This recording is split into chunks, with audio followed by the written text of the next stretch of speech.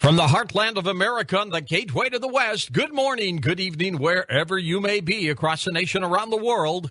I'm George Norrie. Welcome to Coast AM. Split show for you tonight. Later on, physical evidence, the search for Bigfoot. Here's what's happening.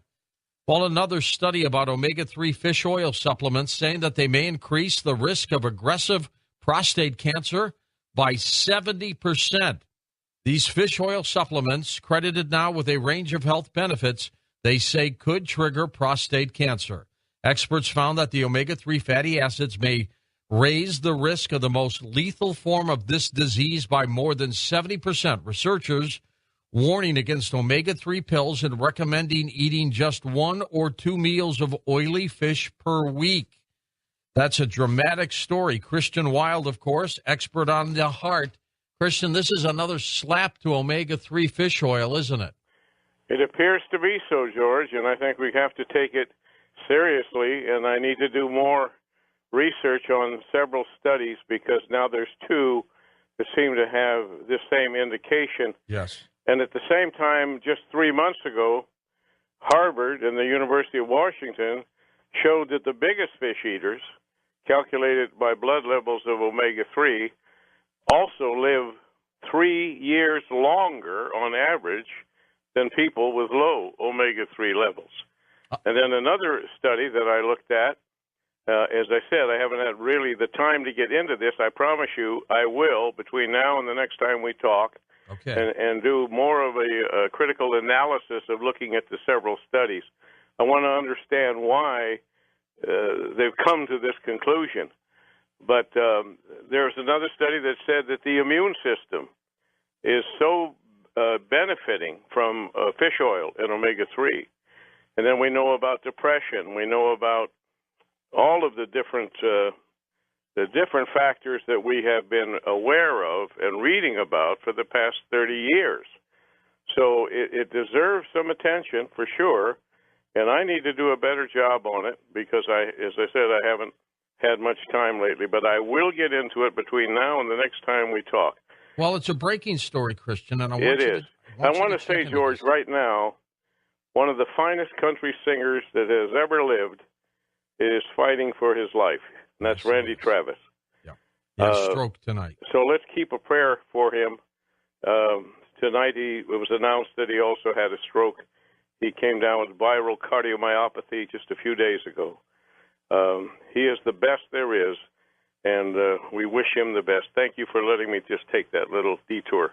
All right. Well, listen, I want you to check into who is funding these 2 studies, too, because that's always important. You know. Will do. Okay, thanks. Christian Wild.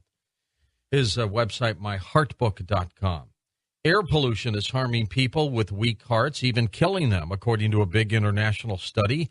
Experts estimate that the toll includes thousands of Brits, for example, each year. The British Heart Foundation, which funded the work, says the UK must clean up its air. Many of its cities often exceed safe levels set by the European Union. Part of an ancient Egyptian king's unique sphinx was unveiled at a dig in northern Israel, with researchers struggling to understand just how the unexpected find ended up there. The broken granite sphinx statue, including the paws and some of the mythical creature's forearms, displayed at an archaeological site in Israel's Galilee, is the first such find in that region. Its discovery also marks the very first time ever that researchers have found a statue dedicated to the Egyptian ruler Mycerinus, who ruled circa 2500 BC and was the builder of one of the 3 Giza pyramids, unless he had ET help, of course. The rover NASA is sending to Mars in 2020 will look for signs of past life. It will carry a suite of instruments that will attempt to detect the traces left in rocks by ancient biology. This is exciting news as well. And a sweeping rejection of Apple's strategy for selling electronic books on the internet. Federal judges ruled that the company conspired with 5 major publishers to raise the retail prices of ebooks. Google and related services were inaccessible by some users this morning, prompting confusion across the web.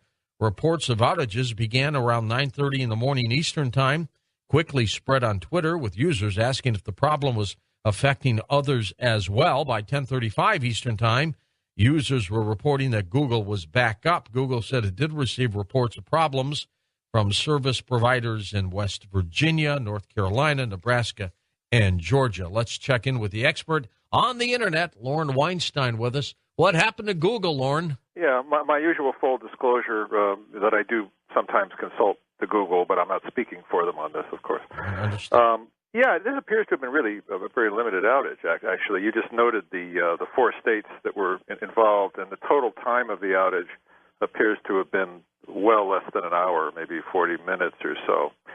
And you know, it's just, I think it's basically a reminder that nothing built by humans is perfect.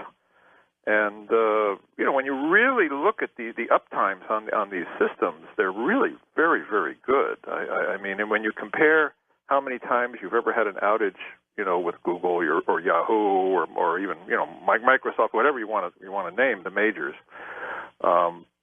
compare it with how often you get power glitches, power failures, your cable line goes out and cuts off your entire internet, your phone lines go down, all these kinds of things. And that will happen. So I guess the moral to the story there is that, you know, obviously they try to make these systems as robust and up 100% of the time. But, you know, every so often there's going to be a glitch. And if you have some really, really critical data that you absolutely, you know, maybe some medical data and things like that you have to have and you can't afford to be without for an hour, you know, once a year or every 5 years or something, that you should probably store locally, I would think. Lauren, I got to tell you, though, people are so used to the Internet. They're so used to their smartphones. If they can't use them for even an hour, they go nuts. Yeah, I know. It's almost become sort of, you know, sort of a joke, you know, in some circles. But oh my God, I can't reach Google for 40 minutes. You know, my life is over. And you know, I kind of look at this and I say, hey, you know, these are all very important services, and we are dependent on them. But I mean, let's keep things in perspective here. You know, this isn't the end of the world. A 40-minute outage in 4 states. The overall reliability of these systems is really, really good. If you have really critical files, you know, that you have to have absolute access to at all times, you can keep them on a local computer, or you could actually write the information down on a piece of paper in a lot of cases, and then life will go on. I mean, I think that's sort of the end point of the story. Some people will say paper. What's paper? Yeah, and you know, and how do you write on the paper? But you know, the other thing about this is, of course, I think part of this is people kind of enjoy this in a way, because if you looked at Twitter when this occurred, people were kind of piling on, and a lot of the comments that people were making were actually jokes. They were joking with each other about it. And if you have an outage that lasts all day or something like that, that turns into a real serious problem.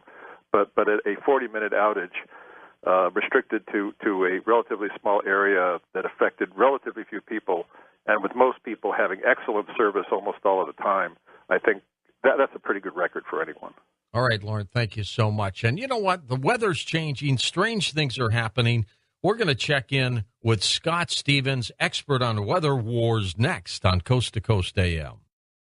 And welcome back to Coast. I'm George Norrie. Scott Stevens, of course, the award-winning television weatherman who a decade ago began investigating the claims of then Lieutenant Colonel Tom Bearden that North America was being subjected to full-time weather modification. Now, during the course of that personal investigation, he was the first to discover the primary reason for the now global chemtrail phenomena. And during Scott's 2-decade television career that he worked in Topeka, Kansas, Omaha, Nebraska, Tulsa, Oklahoma, Albany, New York, Pocatello, Idaho, he's a principal with the Blue Water Alchemy and the global project to bring about a shift of human consciousness to concert events surrounding the shift of the ages. Scott, you've just got your hands in all kinds of pies. How are you?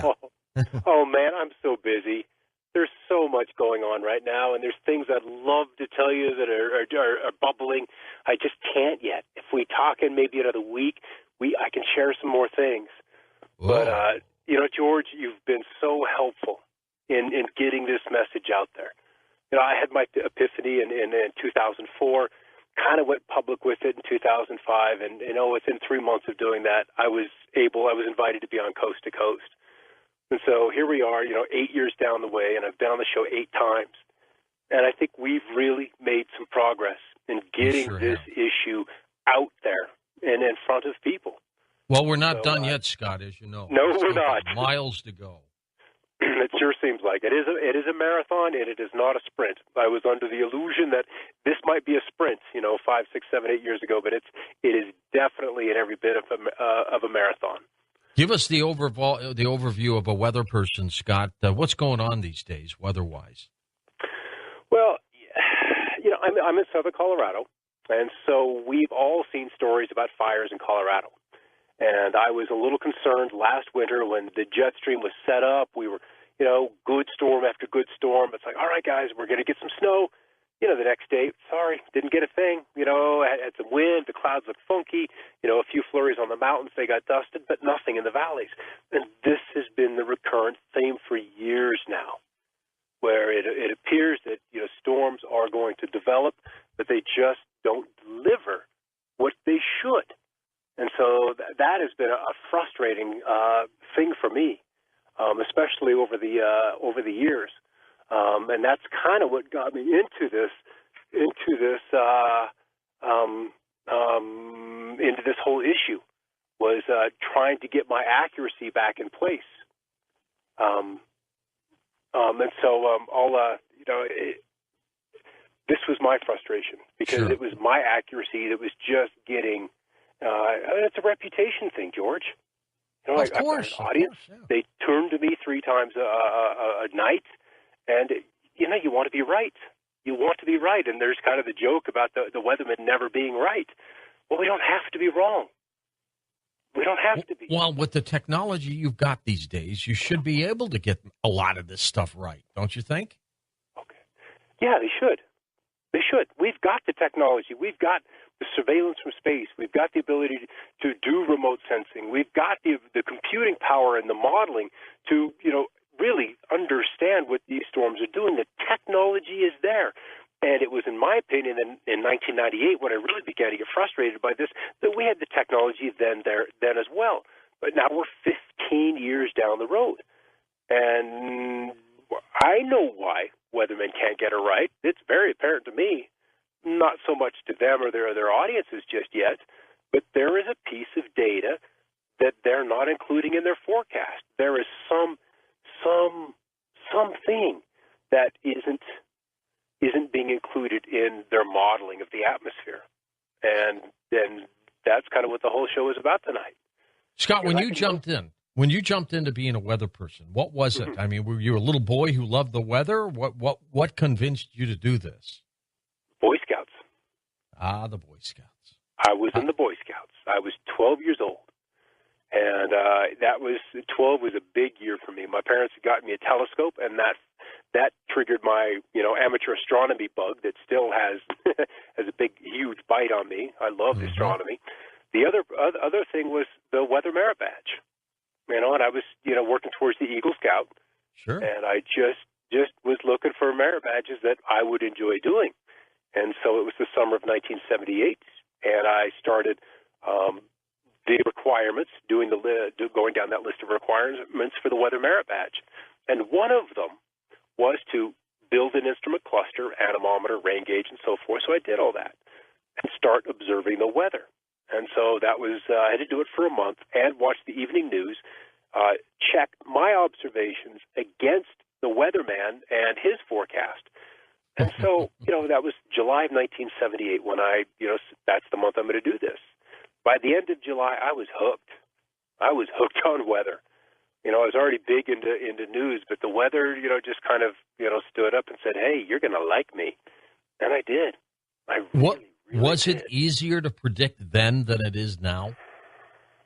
A part of it may be that ignorance is bliss, and that you don't know that these things are going on. So you believe your errors are your errors. And that's kind of what shifted in me once I got to about 15, 20 years experience, that, I'm doing everything right. The models are correct. The storm is in the right place. And, this should have been it's a December storm in Idaho where I had my last job. Yeah. And this thing should have been worth about 8 inches worth of snow. And we're getting an inch and a half. And I'm like, what the heck is going on? How could I have missed this? Who missed this? Why did the local National Weather Service, issue such a boondoggle of a forecast, and the guys back in D.C. can't seem to get a grip on what's going on in the Pacific? And so it was combination of things that had me looking for answers. And then, of course, I'm big into the magnetic motors and free energy and negative resistors and whatever we can do as a people, as a nation, to get off this addiction of oil. That's where my focus was when I came across Bearden's work, Colonel Bearden's work on his website, which is Cheniere.org, Cheniere. And so when I was, digging through Colonel Bearden's information, there's a sidebar on his website, and it was titled Soviet Weather Engineering. That had my attention. And so I read through it and then saw some of the pictures that his webmaster had posted. Those are a little strange, but not too unusual, but they're a little strange. And so, this was about 2001. Digital cameras were getting cheap. And so I bought one. And once I started to frame the sky, frame the clouds, frame the trails through the viewfinder of that camera, it all just started to pop. When you begin to, just focus on one segment of the sky, these oddities in the clouds, I began to see through my own viewfinder what Tony Craddock, the webmaster for Colonel Bearden, had up on that website. And so I began to match these things. But it was still 3 years of photography, reading, and observation, and frustration with inaccurate forecasts. And that set me on this path. And so, being in alternative media, or being fascinated by alternative media and then being in mainstream, I knew that there was two different worlds going on, absolutely two different worlds.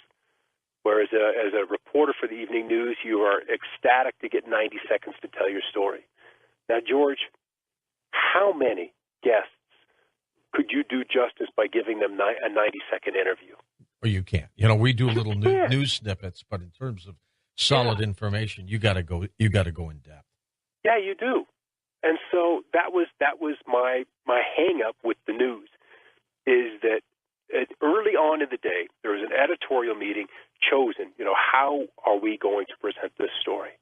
So they come down on one side of it, even if the intention is to do both sides. It always comes down on one side. It's just a given.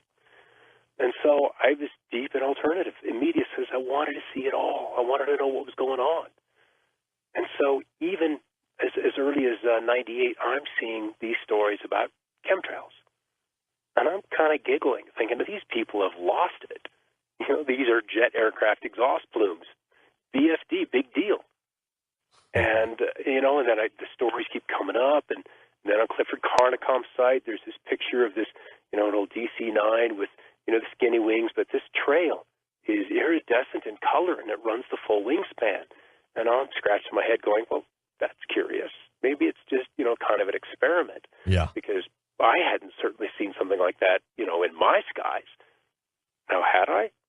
And the thing is, now that I look through my pictures going back into the 90s and 80s, there those bloody things are. Back to at least 92. You're convinced now that chemtrails are real? Oh, I know they're real. I know they're real. Yeah. There is no question. I would give my life. I know they're real. And I know that they are a symptom of this geoengineering program. They are not the primary tool used to do it, but they are like an architect's pencil and ruler.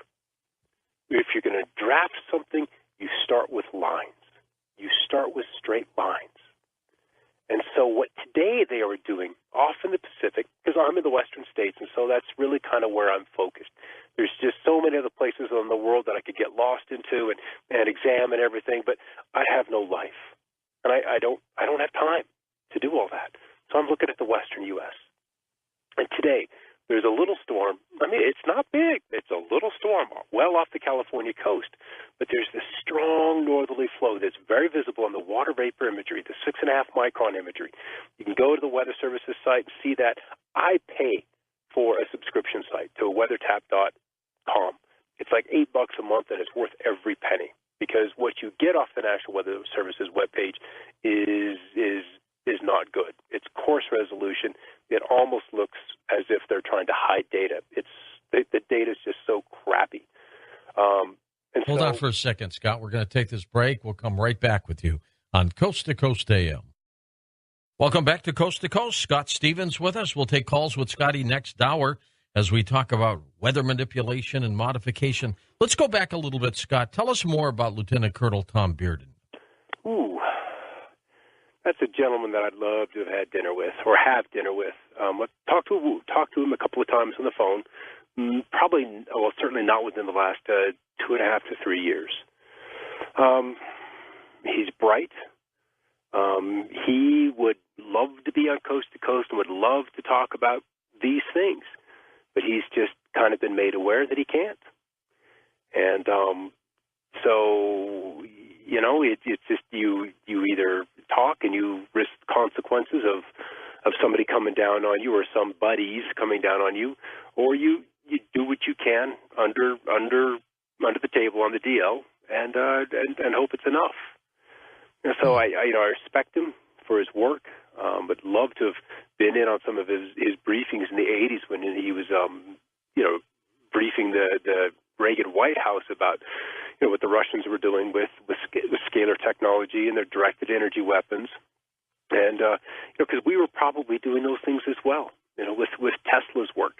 Sure. Maybe the Russians, according to Bearden, were way up front, and we were a little bit slow in picking up the ball for that.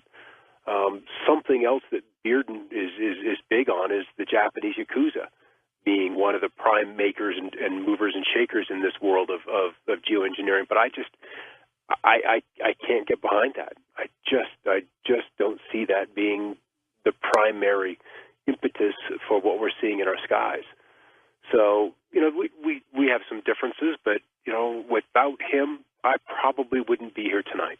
Good point. Is he afraid for his life? Absolutely.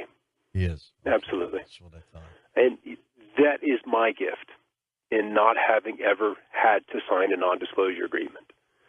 And I have not done anything that anyone else who is in the profession of atmospheric sciences couldn't have done. Or maybe they have. And because of where they are employed or who is employing them, they cannot speak up. But Scott, you've risked your career too. I did risk my career. It's gone. Yeah, this has chased you all over your, at every television station you've been at. It has. And it essentially makes me unemployable by the mainstream media. I'm unemployable. And that's... I got to tell you, I'm an old news director from way gone back. You would have been a delight. I would have jumped on hiring you in a heartbeat. I mean, to put a meteorologist on who not only can predict the weather, but also talks about weather modification and all that. Oh, man, that would be a great show. Usually news directors tremble at hiring employees that are out of the norm. Yeah. They're very herd-based animals. You need to be edgy if you're going to be good. You got to be. You have to be. And I was edgy as far as I could go. I would push it. When I moved back to Idaho from New York State and started at the station KPVI in Pocatello, they had just nabbed the NBC affiliation from a neighboring station, and they were number 3, a distant number 3, and had been number 3 for 20 years. Within a year, we were vying for number 1. And then the 8 following years that I was there, we were number 1 or number 2. We at least had one, 5, 6, or 10 o'clock was a number 1 rated show. Always had at least number 1. And I was good for several $1 million annually, to the sales department. So it was not a decision that my general manager took lightly. But it was after Katrina that it just got to be a little too much for him. And it wasn't even for him. It was for corporate. Because one of the competing stations, the ABC station, KIFI, who we took the NBC affiliation away from, they started to, how do I want to say it, badmouth me with the Ford dealers, with the Ford dealerships, the regional Ford dealers. And that station was saying, you don't want to advertise on Channel 6 with Scott. Those are crazy things he's talking about. That's weird. You don't want to do that. And as soon as corporate down in Las Vegas got wind of that, I was, given a severance. And that was that. Well, here you are now, at least giving us some great information. Let's talk a little bit about this weather modification, Scotty. What do you think is behind it? Who is behind it? Who could afford $1 trillion a year? Who can do that? Not a lot of people. Not a lot of people. It's a small group. And who would have the infrastructure, the esoteric knowledge about weather and the etheric and these advanced Tesla technologies to experiment, deploy, and fund these ongoing operations? It has to be the military-industrial complex. And so when I listen to another whistleblower speak about, Roswell and UFOs back in the 50s, and that it was so bad at Area 51 that Eisenhower about had to send in troops to retake that base. They had gone rogue. So what I really wonder is, are they still rogue? Is our government, the United States government, subservient entirely to this shadow government? Maybe. And that's kind of where I am with this, is that our congressmen have no more information about it than you or I. In fact, they may have less, because they have the mistaken belief that because they are a congressman, they do get briefings that they would overhear. They would understand some of these things that are going on, or at least get wind of them through the grapevine. And so there's an arrogance that comes with them, thinking that they know all. Or maybe the wise ones know, oh God, we don't know much at all. There's this whole other shadow government, and they do so many things that, aren't approved, they're unconstitutional, and maybe just largely immoral. But that's what's happening. And so there's still some aspects of this operation that I don't fully understand the logistics of.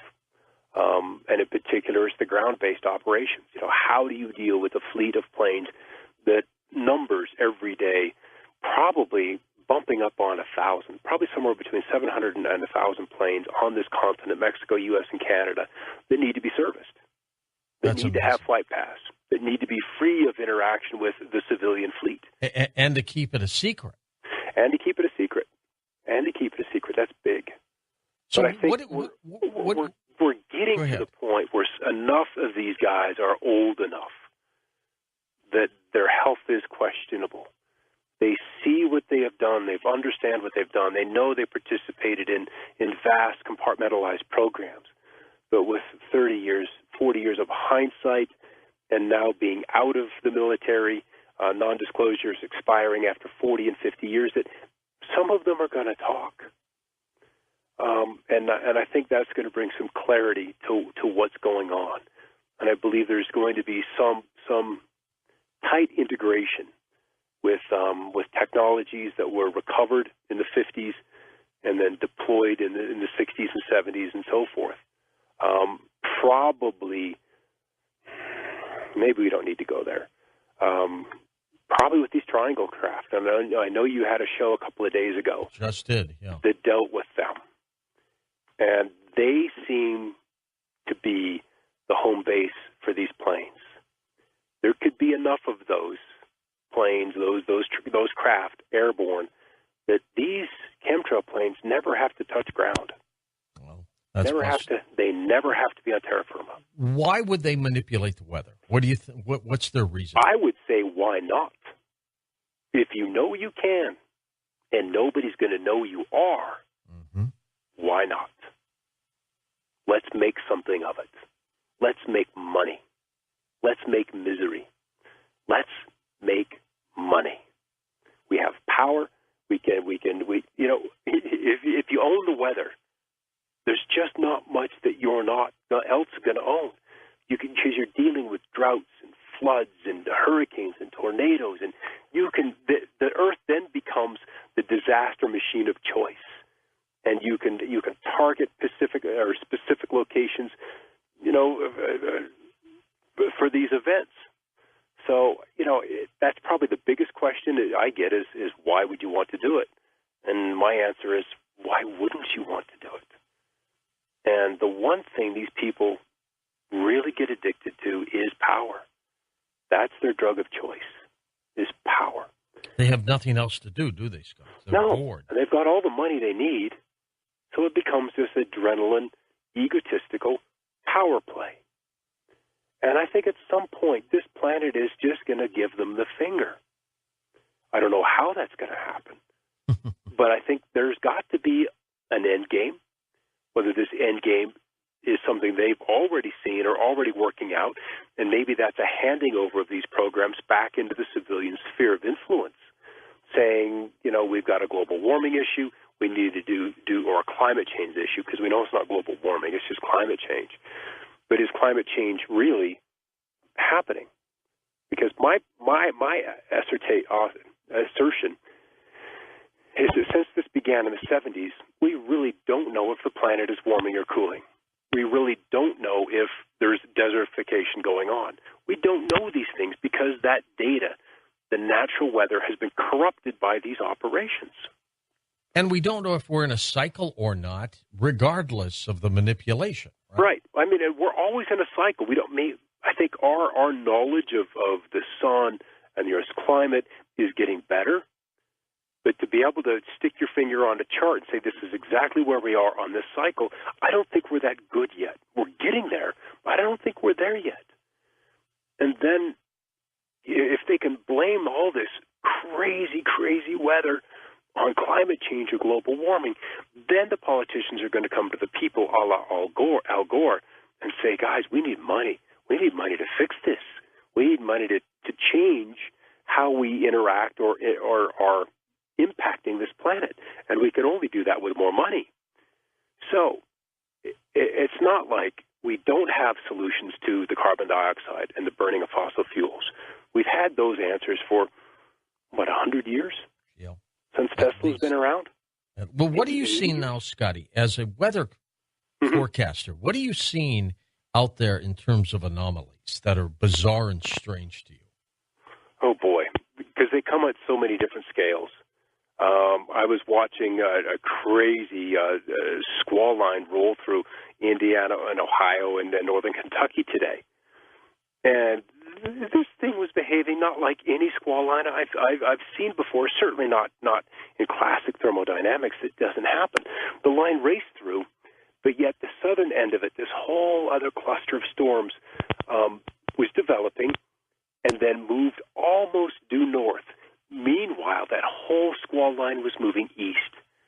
So how all of a sudden, when the storm should be moving northerly after the cold front or moving to the south from the north after a cold front, this thing was moving backwards. That's just one thing. I'll see clouds, just independent clouds, one passing intact through another, and they both emerge after their encounter, and they don't look like they've touched. It's like water on a lily pad. It just rolls off. I'll see chemtrails doing a very similar thing. One rolling, let's just say it's a T. They've made a T, that 90-degree angle shape that they're so fond of. And the crossbar of the T, the top, will move down the other trail, without deforming, without changing shape at all. It simply moves down it. And I'm like, heck, what is this? What that tells me is that the particles, the aerosols that have been released, or the condensation, if you want to hold to that model, that condensation is not flying with the wind. It's not floating with the wind. It's attached to some other mechanism, some other resonance, some other attracting force. What that is, I don't know for sure. But you're convinced it's out there. It's happening. I've been time-lapsing these guys since 2005. I have almost 4 terabytes of time-lapse data. And it boggles the mind, at least my mind, that more people in the science, the research side of atmospheric sciences haven't gone and said, what is going on? What's happening? And truly, maybe they have. Maybe they have. But they haven't written any articles. They haven't come out publicly to say, listen, I see this and something's gone wrong. I get emails from meteorologists. There's one in western Colorado that, he forecasts for ski resorts. And he sees the trails. He just doesn't know what they're there for. He knows that there's weather modification going on because of the things in the geometry and so forth that we've talked about tonight. He sees that as well. But then the question is, and they always ask, what do I do? What do I do? I'm like, well, we're not going to go anywhere. This isn't going to get done until more people are aware of it. And this just constant hitting them with the terms, hitting them with the knowledge. And it took me 4 or 5 years of being immersed in this before I had my aha, before I knew, not only believed, but I knew that things were happening in the sky that were not right. And when you look at, Google Weather Disasters 2012 or Odd Weather 2012, and the list is long. Oh, yeah. It's almost endless. Long. It's obscene long. So I know one day the guys on the Weather Channel will begin to point out the chemtrails on the satellite imagery. One day this will happen. And it isn't going to be tomorrow, but one day we will get there. We'll cross this threshold to where we have a knowledge of what's happening out there. And, it'll happen. But I think, George, they need to know why it's there, what they're doing, what the trails are there for. And it's all about surveillance. Well, it's about surveillance, and I think you're absolutely right. If it's going on, it's about money. It's about profiteering. It's about control. Maybe it's about wars, too, Scott. What do you think? I think it is. We're still in an economic crisis. We're not through with that yet. We haven't really come out the other side. And so, anytime there is a weather disaster, small or large, there is an economic impact locally, citywide, county and state and nationally. And that is money moving through the system. In the wake of World War II, in the wake of the Civil War, in the wake of World War I, there's all of this reconstruction that happens. There is jobs, there is the prosperity returns, and so we get little bits of that when Joplin is torn up. We get little bits of that when New Orleans is flooded. We get some of that when the Jersey Shore is demolished. We get some of that reconstruction. Our problem now is that this nation is on the verge of bankruptcy. Yes, it is. So, what was a $25, $30 billion hurricane for Katrina is now a $60 billion event for New York City. And we can't handle another big hurricane. What kind of concerned me, if the other person had won the presidency, then the states and counties would have been on their own. Yeah. And that would have been tough. That would have been really tough for people. So we have this free money spigot right now coming out of the Fed. And so I suppose it's a good thing that we can use it, but it's that same money that funds these programs. That same spigot coming out the back of the Fed that, sprays the dollar bills on top of Boeing, Airbus, Lockheed Martin, Dow Chemical, Honeywell, all Ransperry, all of these companies that are in the military industrial complex. It's not one company, it's not two companies, it's this group. And go ahead. Yeah, well, I'm going to tell you, we're coming up to the break, so I want you to just hold on. We're going to come back in just a moment. We're going to take phone calls with you. Scott's website, weatherwars.info, linked up for you at coasttocoastam.com. You can also reach him through his website. And you can, of course, email me at george@coasttocoastam.com. We will be back in a moment on Coast to Coast AM. Split show for you. Next hour, we'll talk about Bigfoot. This hour, we'll take your calls as we talk about weather manipulation with Scott Stevens. We'll do that when we come right back on Coast to Coast AM. Welcome back to Coast to Coast. Scott, when people look at these chemtrails and they see this tic-tac-toe pattern up there in the skies, is that what we're talking about? You pretty well assured that's what those things are? Oh, certainly, George. As we were beginning to talk about before we went to the break, out of the Pacific, there is this small storm presently out there. And on the backside of this storm, on the west side, that's the dry side. That is the northerly wind side. There is this jet stream that is almost in a north-south pattern right now, peeling off the north of the Pacific and then curling up as we get towards the Baja.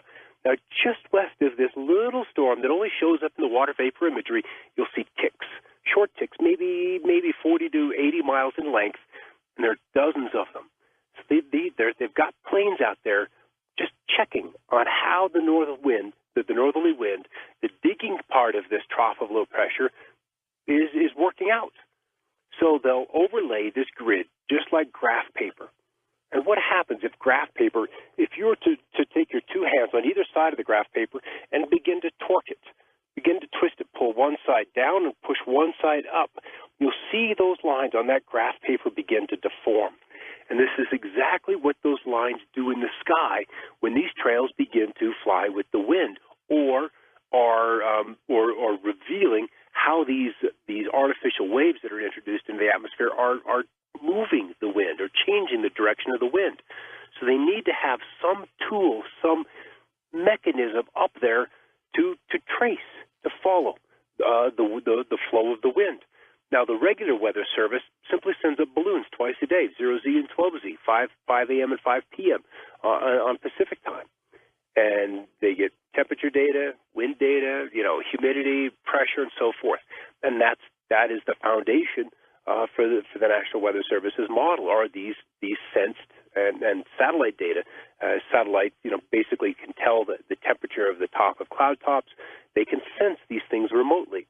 All of that information goes into the weather models, and those weather models then regurgitate or kick out a forecast. And then we, as weathermen, as meteorologists, use that data as a foundation or a guidepost for our forecasting.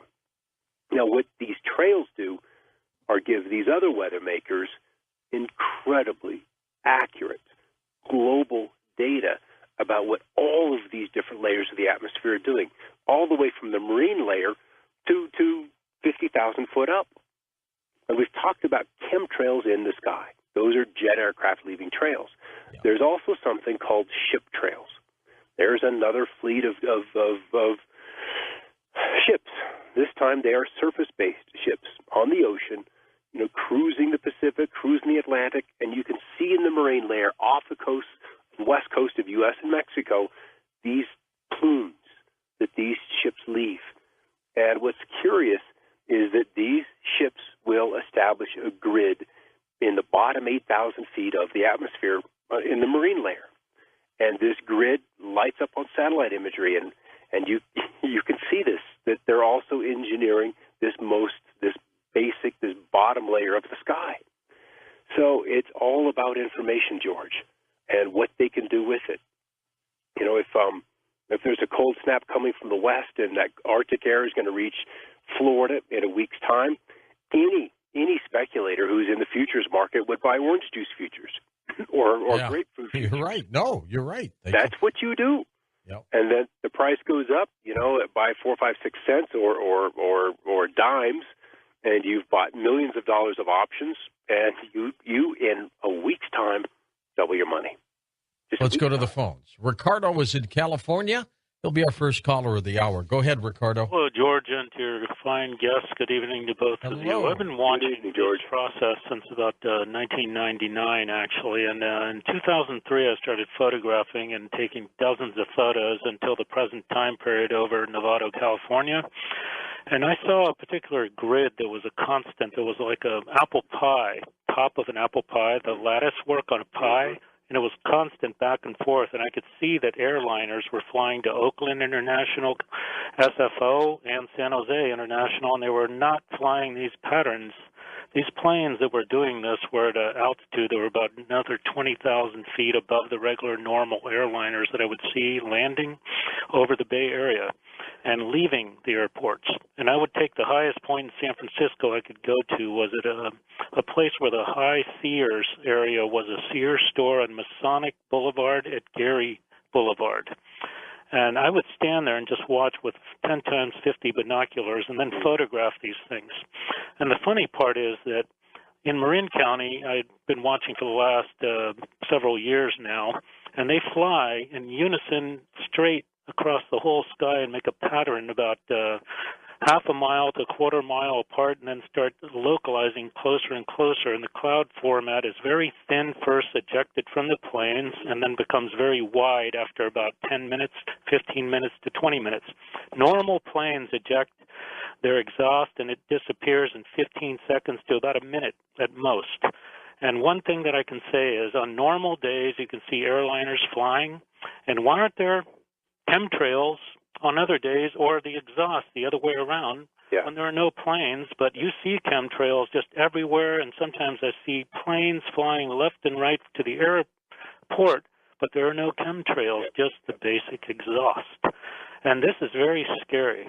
I'll tell you that if we're breathing what's really in these things, I can bring this up only because Science Illustrated magazine had something on this issue called Engineering Earth, a May-June 2010 issue, and it shows a plane right there under fake volcanoes, and also the ships the guest just mentioned are under also fake volcanoes as giant cloud makers. They're emitting ships with these huge cloud formations just like the airliners do, and it shows a fake volcano airliner on page 57 of this issue, Science Illustrated Engineering Earth, how we will re-engineer Earth with 9 specific different processes that are going to harm everything from sequestration under the ground of our waste of all types into biochar and everything else, subterranean storage. We're going to kill our whole atmosphere, our oceans with acidity, our water, ourselves, if we don't stop it. Well, and it's already happening, and it's happening very fast, Scotty, isn't it? Well, it's been going on for 30 or 40 years. And, it's just, what is the end game? When does it end? When is enough enough? When will we, as the population who have allowed this to happen, had enough? Because the soils at some point are going to say, we can't take this alkalinization. It's too much. The forest soils in California, that pH has come up from 5.4 to 5.5, 5.6, 5.7, 5.8, 5.9, 6.0, 6.1, 6.2. It just keeps climbing. And at some point, the soils are going to say, we just can't take it anymore. Just like the soils in the plains, they're absorbing all of this fallout as well. But then they're having this additional inundation of Roundup. And at some point, our soils are going to say, we can't do it anymore. We simply can't produce. And that's going to be a huge wake-up call for people. And that's when the famine begins, when we have massive crop failures. And George, in some ways, I'm amazed that we've been able to go as long as we have under this onslaught from the skies. Because it is a daily affair. At what point, though, Scott? At what point do these whistleblowers come forward and say, you know what, enough is enough, this is what's been going on, and here it is? Well, I trust that when we have provided them enough cover, when the public is ready to say, yes, I see that, and what is it? I'd like some answers now, please. And I think when we get to that point, and my intuition says that we're close. We are truly very, very close. Because this message is out there, and it is out there, and it is out there. And what is happening in the sky, every year it is more and more blatant. It's more blatant because they are egotistic, and they don't expect that we're going to recognize it. We're meat on the table for them. That's just how they look at humankind. We're just steak on the table. And so, because the good education is theirs, and then the good food is theirs, they have that knowledge, they have that understanding, they have that illuminated knowledge that they would like to believe in, but they don't have compassion and caring and understanding, and those kind of basic human qualities. They're not there; they're absent. So, the other question I get often is, aren't they doing it to themselves too? Maybe. All right, let's go to Clint. Maybe they're not on this planet. Maybe they're not here. Where might they be? Somewhere else. Somewhere where the air is cleaner. Or, because it really is beginning to feel like we're enduring a very slow, scorched earth policy. Anchorage, Alaska, we go. Clint, go ahead. Thanks. Hey, thanks for taking my call, George and Scotty. I have a question on these chemtrails. And I heard that they are also they're a spray antenna. And Nick Baggage invented the spray antenna to run our drones, to modify our atmosphere to run these, because you can't run a drone from an office that is 1,800 miles away unless you have a spray antenna. Have you ever heard anything like that? Yeah, I'm not familiar with that term. Spray antenna. Well, it's a spray antenna to run these drones. Yeah, because they're definitely drones. That's been my conclusion. Is that there aren't passengers. There's not commercial cargo. There is a very specific cargo on these planes. Because when they crisscross the sky, they don't have a landing gate that they have to be to on time. They're out there investigating other anomalies in the sky, anomalies in the cirrus clouds, anomalies on previous trails that have been laid down. They're up there looking for things. And it's crazy as they arrive on site, almost incredibly to the second. There's got to be some incredible mother computer running all of this. Do any of your colleagues, Scott, any of your colleagues back up what you say? Well, they see it. They see it, but they just haven't taken the time to figure out, what's it doing? What's it doing? Why are they there? To my knowledge, I'm the only weatherman that, bought 4 cameras, 2 computers, and time-lapse software and started time-lapsing the sky. I needed to know. And apparently for a lot of people, it's okay to kind of know or to not know at all. But I had to know. And so, a spray antenna is kind of an interesting concept. Is he still around to elaborate a touch? No, he's not. Okay. No, some of them do, George. And there are so many people out there that now know about this topic that I know that every newsroom in this country has been hit with this topic many times. Yeah. Well, there are organizations. There's a group in California that specifically deals with chemtrails. They get a lot of people together and go over that. So it's growing. Like Southern California Skywatch. Yeah. And I love to see that kind of organization. In my YouTube channel, when I do videos, which is, probably once or twice a week, I'll get a video up. The channel's Weather Wars. It's curious, the comments that get spammed. So I know somebody from the powers that be is watching me. And those comments that get spammed almost unilaterally have to do with the tracking of aircraft. The powers that be seem to be horrified that we might actually put together a Twitter-type network to where we can trace the planes from coast to coast. We can watch them. That we might be able to get a couple of hundred people who will go outside with binoculars and their smartphones and to start watching these things. Then hand a plane off from one observer to the next observer to the next observer so we can see where they're going. Because Flight Radar 24 and some of these other plane tracking apps work to a point. They work great with the civilian fleet that have their transponders turned on, that are communicating back with air traffic control. But then there's this whole other fleet that isn't beholden to the civilian authorities. I mean, I know a man who out of one of the Air Force bases here in Colorado was on a military transport plane, and they missed a 730. They were on a C-130. They missed a Southwest Airlines 737 jet by 84 feet. 84 feet. That close. That is crazy. And nobody could get a hold of that plane. Nobody on board could get a hold of that Southwest Airlines 737. Like it was a private plane or what? Ghost plane? Well, like it was a drone plane, and there was nobody on board at the radio. And maybe they paint it to look like a Southwest plane? Exactly. Let's go to Joe in Detroit. Hey, Joseph, go ahead. Hey, gentlemen. This is an outrage, man. What's going on here. I've been watching things to coast for the past couple of years. I got a cell phone. I take pictures even with my little phone here, man. Yeah. Crisscrossing. Then at the end of the day, you look at the sky and it's murky, yellow, like from the old steel mills, man. Mm-hmm. What kind of planes are these? Where are they coming from out west? People should be standing up. I mean, we've had the worst summer we've had here in Detroit area that I can remember. I'm 63.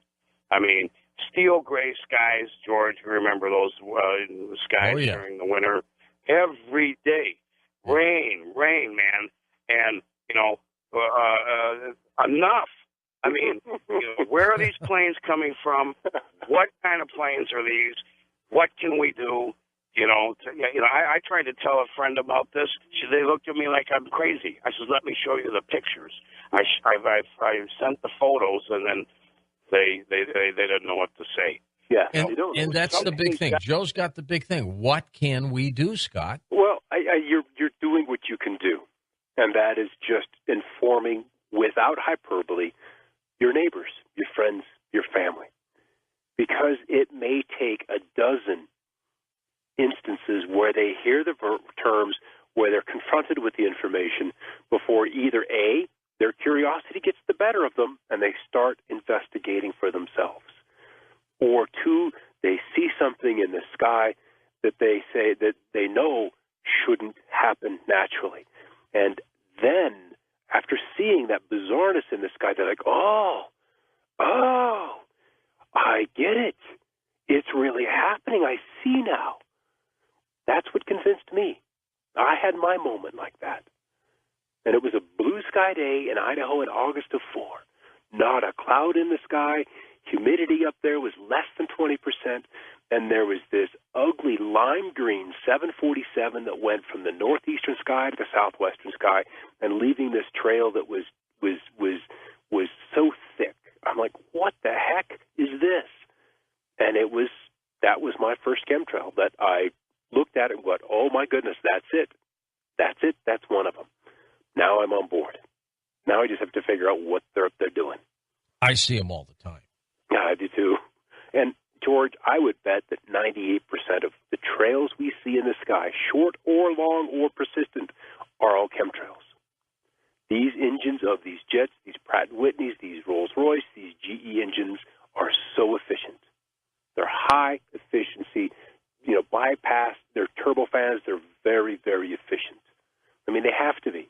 With aviation fuel at $3 plus a gallon, you're not going to want to waste much of that. And so I think the commercial fleet here that I see more often than not, 9.5 times out of 10, leaves no trail regardless of the weather. Regardless of the weather. Scotty, stay with us. We're going to come right back after this quick break. We're going to take final phone calls for you as we talk about weather manipulation, modification with the weatherman, Scott Stevens, on Coast to Coast AM.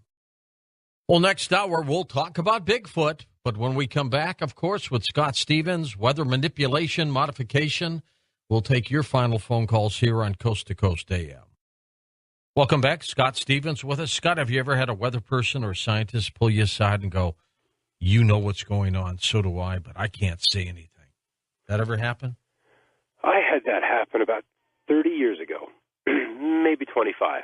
I was in my first job in Topeka and on the town one evening, and still in college or very close to being out, and had a guy approach me. And honestly, I don't remember this right now, but he started to tell me about HARP and some of the other technologies, and that he was personally responsible for the installation of some of these antennas. And I was like, whoa, interesting. Don't believe it's possible, but interesting nonetheless. And it's curious that he had written me maybe 4 months ago, and we kind of opened up communications, and then, I wasn't in a place to hear it then. I just wasn't. I wasn't old enough. I didn't have enough maturity. I hadn't had the experience that I had with this guy to see it. And it's crazy because this guy had been, I don't want to say it, burned by these antennae when they were on. Yeah. And whenever they're active now, he goes through intense migraines because, his body has an established resonance at the same frequency that these antennae use. And so I've had some experiences like that. I wish I had been more open-minded for a greater span of my life. That commitment to remain open and without judgment when information came to me, hasn't been with me but about 10, 12 years. Well, but at least it finally came. Well, it's there now. It's there now. And I'm grateful for that because now I can have an intelligent, fascinating conversation with this person about what's going on. He he and I are going to participate in a show that will air on the Sci-Fi Channel on the 24th of July called Question Everything. And it'll be curious to see how, he lost 2 family members in the last 2 months because of this. So, there's still a lot of people that are actively being stepped on so they don't talk about HAARP, so they don't talk about the technologies used in Oklahoma City, at 9/11, in Fukushima, in Deepwater Horizon. There's technologies there. And as long as people aren't aware of how they work or that they even exist at all, then these are still acts of God. Let's go to Bob in Buell, Idaho. Bob, welcome to the show. You're on with us. Go ahead. Buell, Idaho. Hi. There you go. Thanks for taking my call. George and Scott. Sure. I remember you when you were on Channel 6 in Pocatello. You still got blonde hair? Oh, it's mostly gray now. At least you got hair, Scott. No, I do have hair, but I also probably remember 7% gray. They started bad-mouthing you after you left the station and calling you a nutcase and a few other things. I'm glad you stuck by your guns and you stuck by your convictions, and you're doing a great job, and keep up the good work. I just want to put that in there. And I used to play Santa Claus on the fire truck down there. Okay, I remember. So now maybe you know who it is. Anyhow, I remember. I'm out in Buell now, and you keep up the good work, and I'll keep listening for you, bud. And I'll check in on your website. Very good, very good. Well, tell them hi out there. I'll get out and visit sooner or later. So you still got fans out there, Scotty? Oh yeah, I do. All right, next up, let's go to Robin in Oakland, California. Hi, Robin. Thanks for calling. Go ahead. Hi. Thank you so much for taking my call. Sure thing. Wonderful program, Scott. Thank you very much. I was listening to you, and all of a sudden it dawned on me. You had a guest the other night, George, that was speaking about the reptilian people who are still off planet on account of they cannot get on planet because of the oxygen. Yes. And they cannot tolerate the oxygen. And all of a sudden, the two things just click together on account of, I suffer terribly from the sinus. Everybody I know suffers from this sinus thing. Your sinuses are stuffed up and, fibromyalgia and all of these immune deficiency diseases. Yep, it's and true. Does that resonate at all? I mean, it just came out of the blue. Well, it does. We kind of have a toxic environment that we're in, and with every breath we take, we have to be able to have our systems process, essentially isolate and then flush out these toxins, whether it's aluminum or the barium, strontium, or whether it's radiation or just stuff that is in our food. And do you think though that that this is like trying to prepare the planet for the reptilians? If they're truly preparing this planet for the reptilians, we'll all be gone. Yeah, we'll all be gone. Exactly. Because across the universe, when evolution happens, you end up with two types of beings. You end up with an advanced reptilian and then the mammalian human. And the two races are largely incompatible. Yes, they are. And so what happens time after time after time, solar system after solar system, universe after universe, is one has to exterminate the other so they can survive. And our development as human beings, we're just working through the emotional centers. And so we're very, very susceptible to fear-based programming. Very susceptible. Because when we evolve a little more, we'll look at the TV in 50 years, or granted if we ever have it, at a news replay from 50 years back, at being today's time, and go, oh my goodness, we swallowed that stuff? This is what they were feeding us? This crap? You know, they parade gun shootings. They parade disasters. They parade the victimhood response. And that's what they want out of us. Victims. Are you disappointed that your colleagues, after you would leave, would attack you? It's typical. It's typical. It doesn't matter whether you're cheerleaders or congressmen. They do that. That's human nature, and that's where this society has evolved to. And, George, I trust that humankind will evolve in the future. And that's what excites me. And I believe as we get this agenda that they're pushing on us, you know, to the forefront and at a point of discussion, we will have another platform to evolve humankind a little bit farther. We'll be one step closer to being free of this kind of programming. I don't know when it's going to happen, but we're one day closer. Let's go to Lonnie in Newport, North Carolina, east of the Rockies. Hi, Lonnie. Thanks for calling. Hey, George. Hey, Scott. Hey. Hello. I wanted to ask you, you're talking about climate change, if you considered the extra UV rays that are now we're being faced with. The ozone layer has thinned. Yeah. And ultraviolet will assist in some kind of mutations, genetic or otherwise. You know, I'm talking about the heat mainly. Pardon me? I'm talking mainly about the extra heat. About heat? I think we can handle heat. I really do. Well, to a point. What will happen is the oceans say, this pattern isn't working for us anymore. And so what will happen is they'll quit transporting fresh water to the north. And that thermocline, which is already beginning to wind down, that Gulf Stream, up the east coast of the U.S. and into the North Atlantic, that circulation will slow. And once that happens, once that reaches its point of no return, then the ice age will begin. We'll begin to put more snows and more ice at the poles. The albedo of the planet will change, more light's reflected back into space, and the cooling will commence. And in fact, there is data from the National Centers for Atmospheric Research in the climate gate that happened back in 2009 when vast emails were loosed by a whistleblower that the Earth actually began to cool in 1997.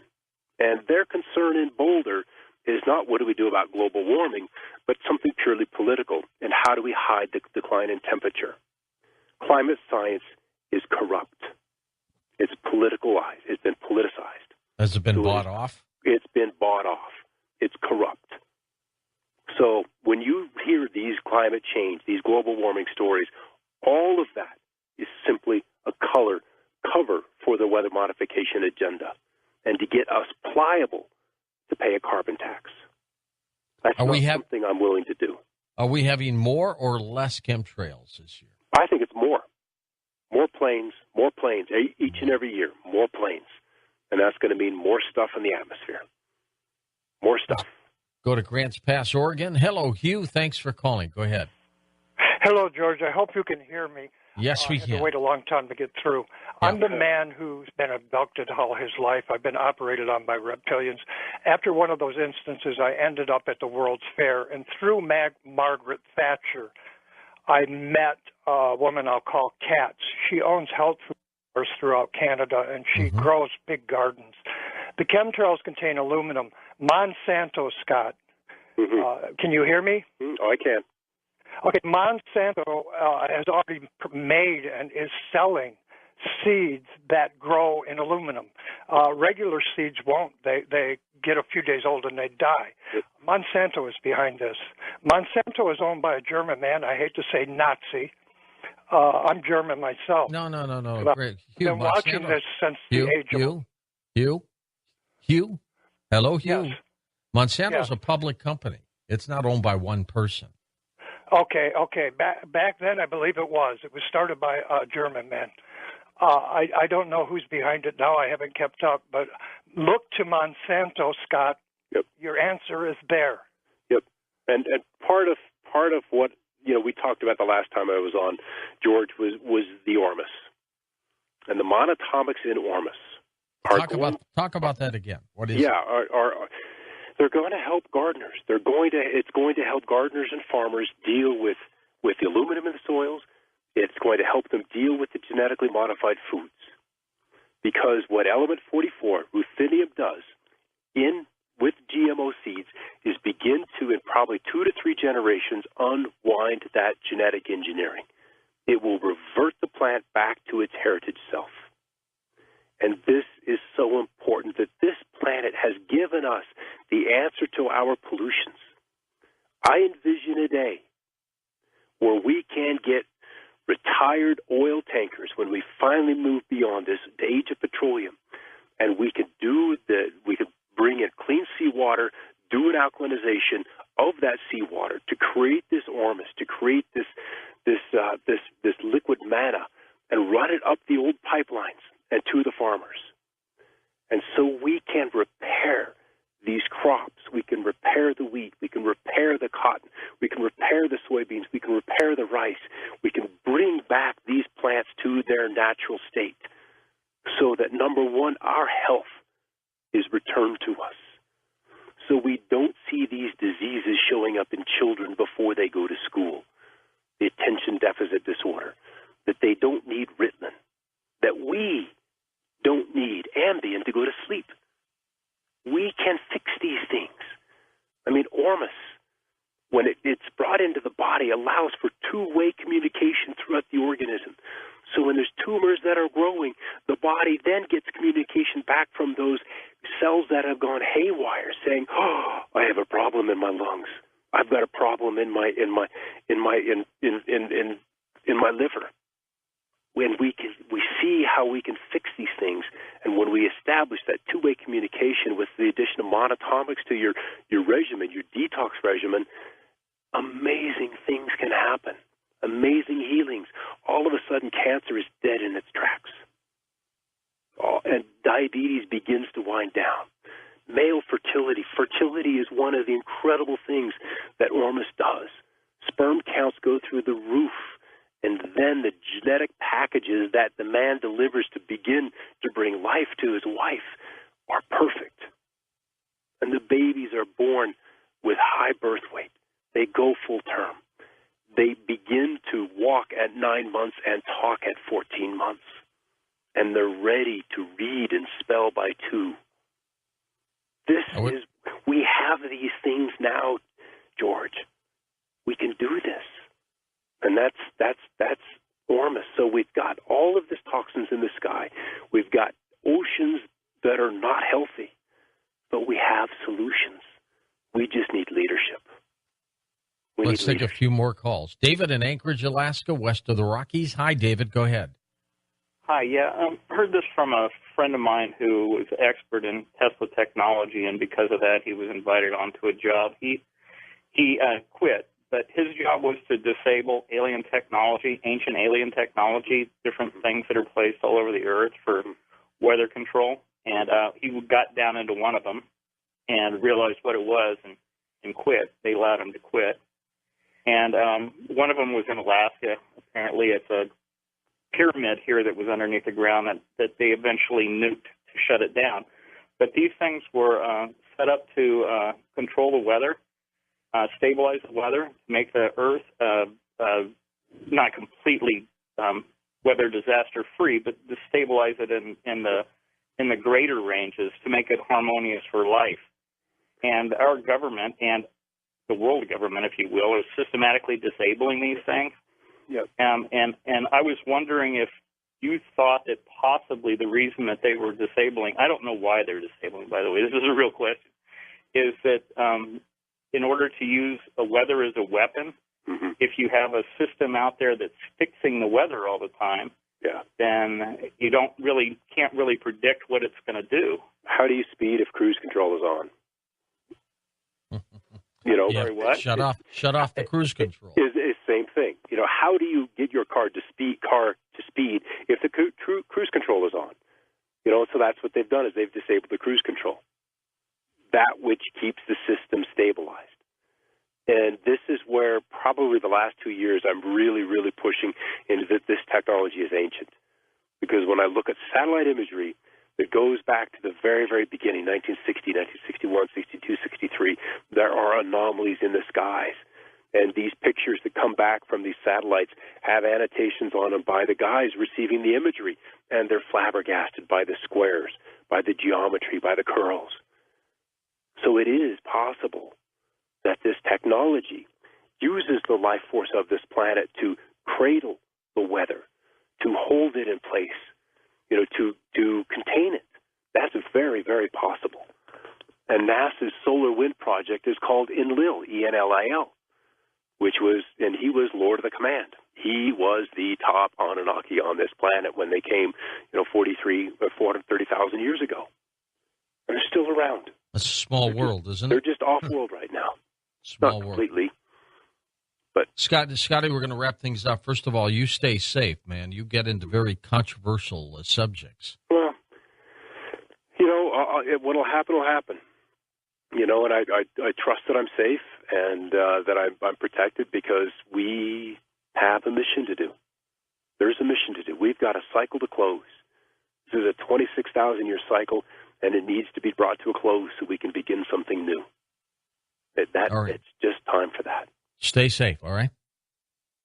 We'll see you on our next Coast to Coast program, no doubt, with great information about chemtrails. Up next, split show, Bigfoot. We'll be right back. And for the next couple hours, we're going to be talking about Bigfoot, the search for Bigfoot. Cliff Barrickman back with us on Coast to Coast, and we will be right back on Coast to Coast AM. And welcome back to Coast. Cliff Barrickman became really obsessed with Bigfoot during college, having a sizable break between classes. He spent some time in the college library reading, searching around for Bigfoot stories, where he realized that not only was Bigfoot interesting, but it might actually be a real biological creature. During a camping expedition to the Bluff Creek area of California back in 1994, he stumbled across possible Bigfoot footprints, as well as tree damage evidence and possible hair samples. He now holds one of the largest footprint cast collections in the world. It has been 6 years since he was last on with me. Cliff, welcome back. How are you? I'm doing great, George. Thank you for welcoming me back, by the way. 6 years? Where have you been? I've been on the road and in the woods, mostly. My passion takes me all over the place and absorbs most of my life lately. Well, we finally found you again, so welcome back. Well, thank you for having me. I can't thank you enough. And for whatever it's worth, George, when I'm out there filming Finding Bigfoot on the road, and we're driving back in the middle of the night from God knows where, you are our favorite guy to listen to, and everybody on the cast and crew loves your show. So that's great. Hats off to you, my friend. Well, thank you. Great television show, too, by the way. You're having fun doing that? Absolutely. A time of my life. I mean, it is a job like every other. There's ups and downs, but I'll tell you, for a job, this is a pretty sweet one. You seem to be the credible straight one of the group. Is that a pretty accurate assessment? I suppose so. I would like to think that I'm credible. I guess you'd have to find you have to ask the people. I guess I just kind of present it the way it is in my mind. I have a background in elementary school education, so I can say that I've got a knack for putting fairly complex ideas in simple little packages for people to digest. So I do get a lot of compliments from the general public on that. Cliff, so many people think of Bigfoot as either a physical creature, a hoax, something dimensional, an extraterrestrial. Where do you fit in there? I fit in the biological camp. I think that these things are perfectly normal, although that's kind of a strange word in itself, a perfectly normal member of the North American fauna, really. They are a species of ape, much like ourselves, because I group our human beings in the ape camp as well.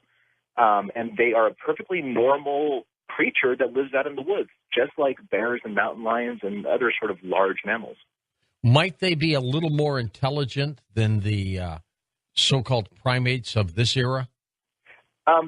Apes are extremely intelligent, all of them. And, of course, there's a gradient from the less intelligent apes, like gibbons, all the way to the smartest apes, us, basically. And every other species of ape falls in that gradient at some point. Generally speaking, orangutans are recognized as being the smartest of the known apes.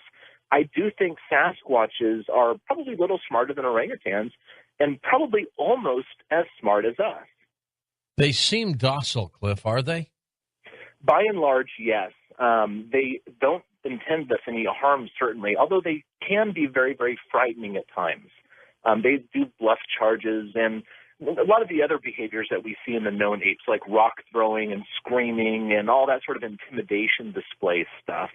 But by and large, if Sasquatches were dangerous and they'd be out to get us, number one, I think there would be very few humans around at all. And number two, we would have gone after them with pitchforks and torches a long time ago. Well, I think so, too. What led you to believe that it's more biological than anything else?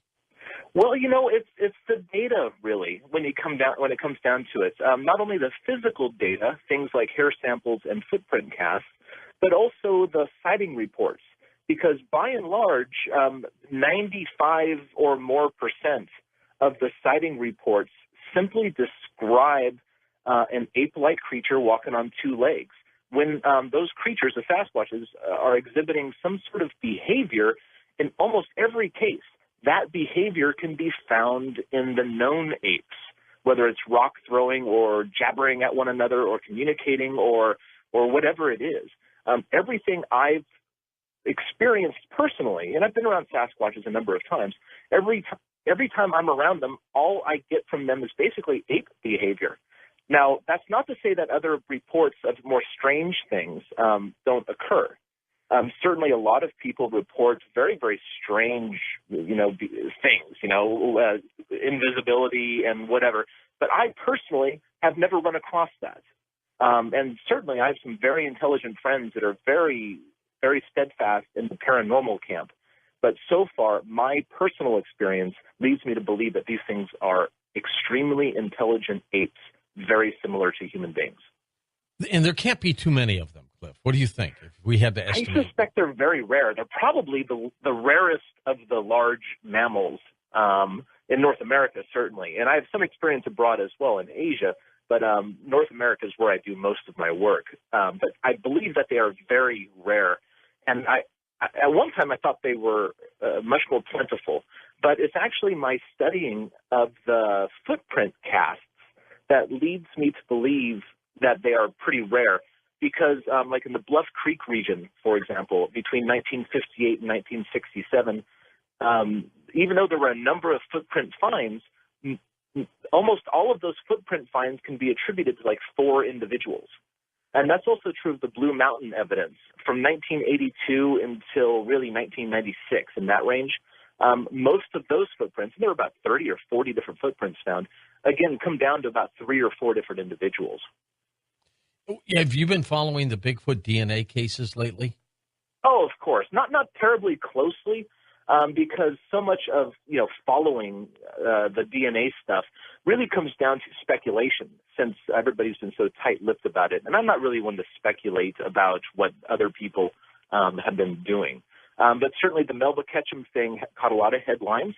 And now, even more promising, in my opinion, is the Dr. Brian Sykes study that is underway in conjunction with Oxford University. I can't wait for that one to come out. Indeed. Dr.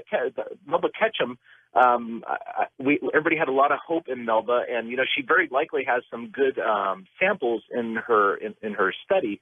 But the way she went about releasing things isn't quite the way most scientists do it, and so most people aren't really looking at her results. However, Dr. Brian Sykes is world-renowned as one of the most prominent and influential geneticists specializing in mitochondrial DNA. And when he says something about the Sasquatch and how it relates to DNA, the world will listen. No doubt about that. What's new in the other world of Bigfoot sightings? Anything out there? Oh, gosh, stuff is happening just all the time. Some very interesting photographs have surfaced recently, one in particular, which no one has seen, from western Oklahoma that I believe we're going to censure one of the new Finding Bigfoot episodes around. A really interesting photograph, and again, it's going to be focused on in another Finding Bigfoot episode, and it's also featured in a DVD release I have out right now, but we can talk about that later. And the photograph itself seems to show a very, very large biped running past the camera, far larger than a human being could possibly be, taken from my home state of Oregon, just probably about 30 or 40 miles from where I'm sitting at this very moment. And you wonder, Cliff, what kind of a lunatic would put on a Bigfoot costume and do that? Because in most cases, they'd probably get shot, wouldn't they? Well, yeah, and you can look back just this past year at that poor soul who thought it was a good idea to drink a bunch of beer, put on a ghillie suit, and run out in front of cars in Montana. Yeah. He got run over by a car, and he was killed. And unfortunately, he killed a few other people in his stunt. But I guess that's kind of Darwinism at its best. If you think that's a good idea, dressing up as an ape and running in front of cars, your time is limited on this planet. Jeff Meldrum wants to go up in a hot air balloon and try to scope the forests up there. What do you think of that idea? Something like that. I wouldn't say that's entirely accurate. Dr. Meldrum is helping out a project called the Falcon Project. And actually, Dr. Meldrum was over at my home just a few weeks ago, going through some casts and stuff with me, as well as the founder of the Falcon Project. So I got to pick that gentleman's brain about it. He's not going to go up in the balloon himself. This gentleman believes that he has a better than average chance of capturing thermal footage of a Sasquatch by going up in a sort of stealth blimp. He's not going to go up in it. He's going to put the thermal imager up in there, and he has a long-range radio frequency. It's basically like a remote-controlled vehicle, but a quiet remote-controlled blimp with a thermal imager looking straight down through the trees. And, of course, I want him to succeed. I think that there might be a couple problems with it that he may have to work out, but I sincerely wish anybody who's trying to photograph a Sasquatch the best of luck. I'm keeping all my fingers and toes crossed for anybody who's trying to do that. And I would, of course, encourage anybody who succeeds to share their data and let it undergo peer review, basically. Let everybody else take a stab at it and see if they can disprove it, because that's kind of what science is about, trying to disprove your findings until you're left with no other conclusion than it's real. Tell me about the footprint cast collection. What's new there? Oh, gosh, my footprint cast collection has just ballooned. Not only from generous people who have footprint casts lying around in their garage that want to share them with me. Of course, now I don't take the originals. They belong to them. And a lot of times their grandparents or their father has poured them. And it's kind of like a family heirloom. But a number of people identify well with me on the show, and they know I'm kind of a footprint nerd. So they offer to let me borrow their footprints so I can make a mold of them and make copies of them. And whenever that happens, I always return the original with a few copies so they can give out to their family members and stuff. And then, of course, with the copies, I study them personally. But more importantly, I give a copy to Dr. Jeff Meldrum as well. He and I share a lot of casts together. If he gets one, if I get one that he doesn't have, it goes directly to him because, he's the anatomist. He's the guy with the PhD at a university. He needs to be able to share these with his peers.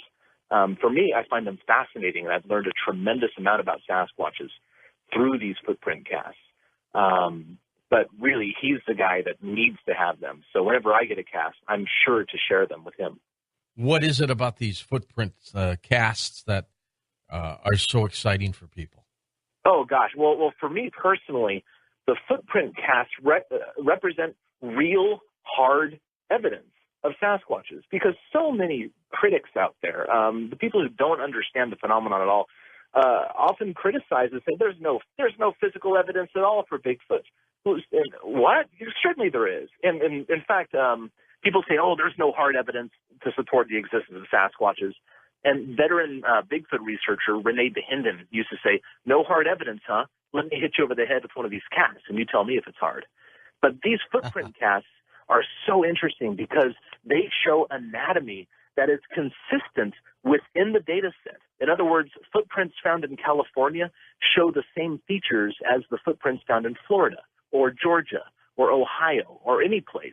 And those anatomical features are consistent, not only within each other, but they're also consistent with what we know about other apes' footprints, including humans.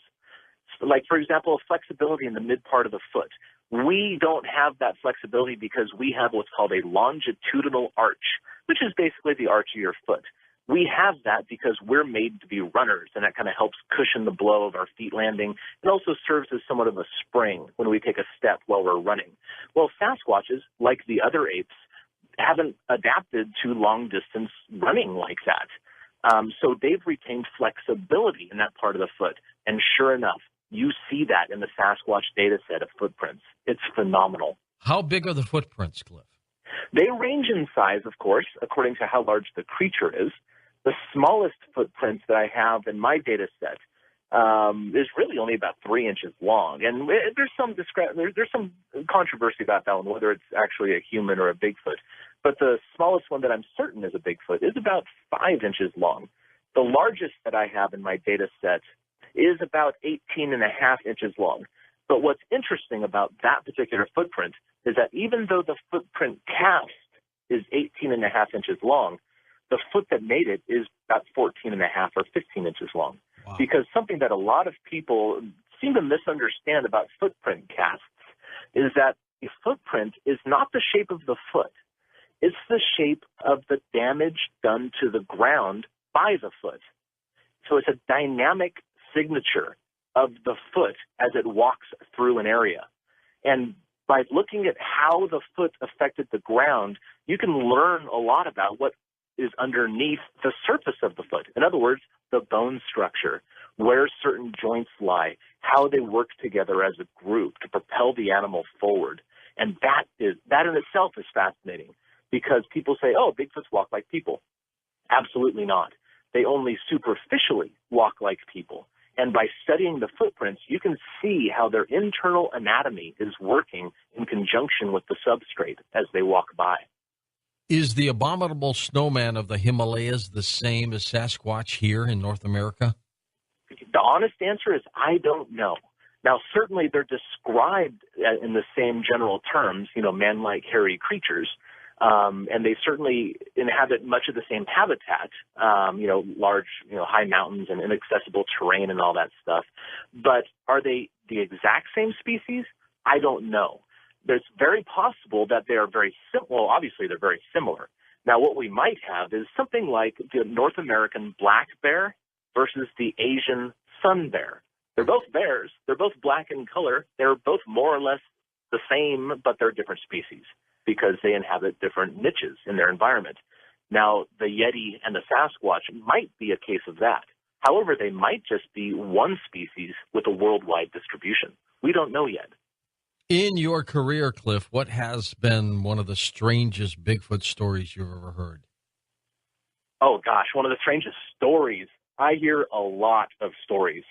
I hear stories about Sasquatches speaking English to people. I hear stories about Sasquatches going invisible right in front of people's eyes. One man told me he saw an invisible Bigfoot, and I don't know how you do that. How do you see? Yeah.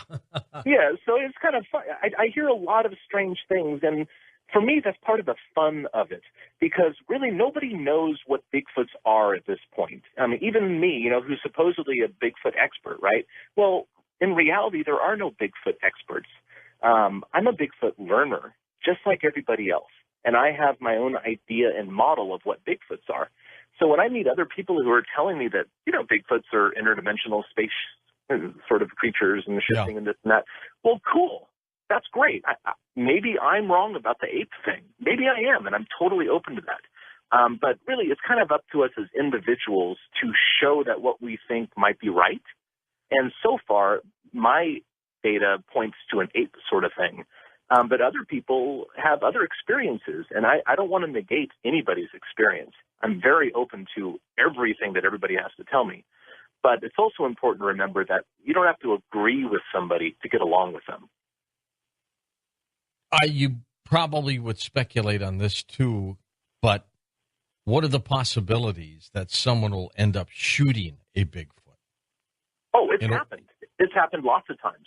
In fact, a friend of mine, Guy Edwards, who runs a great blog called Bigfoot Lunch Club, he ran a story this past year on his blog about how somebody claims to have shot a Sasquatch on average once every 4 to 5 years throughout the 20th century.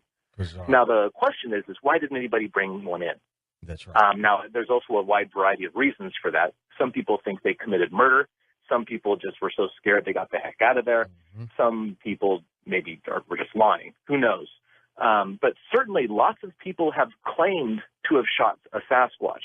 But so far, no one has really been able to prove that with a piece of the body or an entire body itself. How disappointed would you be if somebody shot a Bigfoot? I would be very, very disappointed. I am not a pro-kill advocate. I don't believe that one should kill a Sasquatch in the same way I don't think that anybody should kill any ape, really, or a person for that matter. Apes, all apes, bonobos, orangutans, chimpanzees, gorillas, Sasquatches, and humans, all of those creatures are sentient, problem-solving, potentially language-using, smart beings.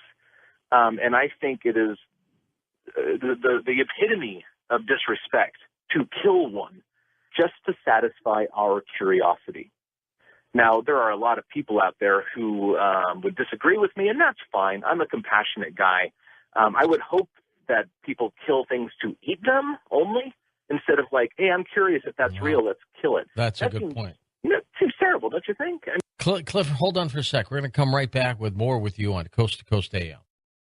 Sound off time. That's right. You can sound off as well. Send your sound off, your editorial, to editorial@coasttocoastam.com. Make it about a minute's long. Include your name and phone number as well. And we'll probably get back to you and see if we can record you. We do this as often as we can, like now. Hi, this is Blake in Florida. This is my sound off. Kennedy gave this country direction by choosing to direct the nation to go to the moon. This caused a major change in the nation. Suddenly, we as a people had a major objective. We poured all of our national and private funds into making that goal happen, and we did it. The nation prospered and national pride was restored. I feel like this country currently has no direction. Not since Kennedy has anyone given us that direction to go in. He can tell us to build the best widgets in the world, and we will follow him and do it. But you have to give the nation a direction. National free energy from wind and solar installed on every house in America, that's the direction we can all get behind. We want to make and sell the best solar energy products to the rest of the world for the cheapest price. We can do that. But give us that direction to go in. If not free power, what about the best wholesome foods? What about building technology? What about replacing the infrastructure in this country? Anything at all, but make it an initiative that spurs manufacturing on something. Make it a national goal of every town in America to be free from oil and gas and provide free energy for their citizens. Grab the steering wheel and drive in a direction. This is Blake from Florida, and this has been my sound off. Welcome back to Coast. Cliff is with us, of course, Barrickman, as we talk about Bigfoot. I guess, Cliff, you would just go crazy if you saw a Bigfoot up front, wouldn't you? Well, you know, some people might accuse me of being crazy already. But being crazy has nothing to do with seeing these animals because they are absolutely real. I, of course, am ever seeking that close, beautiful daylight sighting. I'll probably be seeking that for the rest of my life. And actually, you know, if it happens tomorrow, I'll go back for more. I'm a lifer. I love what I do. I am a Bigfooter, whether I'm on the show or not. In my free time, I go Bigfooting. I was out last night on Mount Hood trying to stir one up. I didn't get anything, but I was out. And that's what it takes, getting off the couch, getting out from behind your computer and going out into the woods and seeing who's home. Are they primarily in the Northwest? Absolutely not. That's a huge misunderstanding. Sasquatches seem to be more or less distributed across the continent. Now, they are simply not a sort of tropical or desert creature. They're not really built for that. Sasquatches are very large and hair-covered. As it turns out, large animals are much more common the further away from the equator. It's called Bergman's rule. Bergman was a biologist, and he studied various animals. And Bergman's rule is basically that within a species, the closer to the equator that species lives, or a member of that species lives, the smaller it is. In other words, black bears that live in Southern California tend to be smaller than black bears that live in British Columbia. And it has mostly to do with heat retention. The larger and more massive an animal is, the more easily they retain their heat. So Sasquatches, being extremely large, retain their heat very, very well. So they are adapted to colder climates. But so having said that, you don't find a lot of Sasquatch reports in Mexico, for example, although there are some historical ones from the mountainous regions south of New Mexico. So they're more common the further north you go, I would say. And British Columbia probably has the most. But they are certainly nationwide. There are reports in Florida. There are reports in Maine.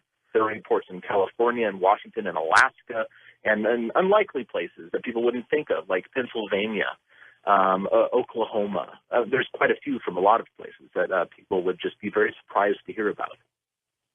They sure would. Well, eventually, maybe one day we'll get very lucky and we'll find one, huh? Or maybe a whole family. Well, yeah. Well, really, what does find mean? Like, people ask me that a lot, finding Bigfoot.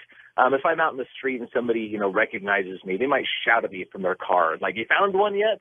And I kind of walk away, I smile and I wave, but I kind of think to myself, like, what does that really mean, find one? I guess see one? Well, I think I have seen one. So what else could find me? Photograph one? I'm working on it. I'm doing the best I can, but I'm just one guy. Record one? Okay, I've done that. Got close to them? I've done that too. Find, though, that's kind of an ambiguous term. People often ask, what would you do if you did find one on the show? And I always say, well, I guess we'd change the name to Found Bigfoot. I love it. Let's talk about the show for just a moment. You're having fun doing it. How did it evolve? Oh, gosh, it's evolved in a lot of ways because it was a big learning experience for both the team members and I and the production company that makes it, Ping Pong Entertainment, and also the Animal Planet, which is, the network that we're on, because all of us had to learn how each other works. For the 4 cast members, we've been three of us have been doing this for 20, 25 years. Bobo, Matt, and I, we've been doing this for a long, long time. Renee's fairly new to the field, which is good because she kind of represents the newbie, kind of uninformed skeptic in a way, because this is all kind of brand new. Even though she's been interested in Bigfoot for a long time, she hasn't really devoted her life to it like the other 3 people, Matt, Bobo, and I have. And certainly the production company, they've made a number of very successful shows. Most prominently, I guess, would be Destination Truth with Josh Gates. So they've had some experience in looking for, weird things that people don't think exist. Now, when we went out in the field, we're used to doing things our way, and their job is to make compelling TV. And sometimes Bigfooting and making compelling TV are diametrically opposed in how you do that. So it took a long time for us cast members to really adopt to making television, and also for the production company to adopt to really looking for Bigfoots, because we're not actors. We're really Bigfooters. I mean, if you've seen the show, clearly we're not actors. No, you're not. Yeah, we're out there doing it because that's what we do. And sometimes making television show actually gets in the way of getting close to Bigfoots. And in other ways, it helps. So it took a long time to kind of get used to one another, and there were some growing pains along the way. We refused to get excited about things that we knew weren't Bigfoots, which kind of went against the whole television ethos of, get excited before the commercial break. But eventually, we kind of found a really comfortable middle ground where we're not faking anything at all. We will not fake. Our reputations and our honesty and integrity is more important than television. And the television company, the production company, has really adapted to us and realized that, these guys can make a pretty good TV show without lying and hoaxing and being artificially excited and all that other stuff. So it's been a learning experience, and I think we found a really comfortable middle ground that makes a good, compelling TV show that people seem to enjoy, and I'm very thankful for that. And, there's really some camaraderie there, Cliff, isn't there? Oh, yeah, but there's also friction, I have to say, which is, I think, the fun part of the show. We all have a lot of mental friction with Renee, for example, who is left without an explanation for what these people or witnesses are seeing, but she still refuses to accept that Sasquatches might be real. And even within Matt, Bobo, and I, we all know Bigfoots are real, And we even disagree at times as well about what is a Bigfoot and what is not, or what they do. But as far as camaraderie goes, oh, yeah, absolutely. It's hard not to become close to some people when you're on the road with them for 8 or 9 months a year. And sometimes I just want to pull my hair out because they drive me mad. But having said that, like, thank God Bobo's on the show, because Bobo and I have been very, very good friends for, almost 10 years now. He and I have spent just countless nights in the woods together at, Bluff Creek and in California and British Columbia and all over the place, going out in the woods and trying to find a Bigfoot. Well before the show. We just do it because we love it. And I was a teacher before I had the show, so I had a lot of time off. Right. And Bobo is a crab fisherman, which is a winter sort of job. So during the summer, he had a lot of time off. So we would go spend, literally, over a month or 2 months at a time, out in the woods and goofing around and traveling around. And so I'm closest to Bobo of all the four. He is one of my best friends, and I hope he always will be. And certainly I would think that camaraderie does come through the screen, and people can see that. So I hope that people enjoy going out with Bobo and I and can tell that we're very close. And, has any of the crew members, has anybody seen Bigfoot? What the funny part is that a lot of times when we set up for what we call a night investigation, where the nighttime cameras are on us and we go out and do our screens and stuff, there's a base camp with, some of the producers and PAs and production assistants, PAs, whatever, and they're back at base camp. But several times, we've been a couple miles away from camp, and the Bigfoots came to camp. In Virginia, we were at a place called High Knob, and we didn't get anything on that night investigation. I think it was the night that we put out that sparkle powder that CSI guys use, so if something comes up, you can track them with ultraviolet light. But while we were out doing that, Bigfoots came to base camp and were pelting our gear truck with rocks.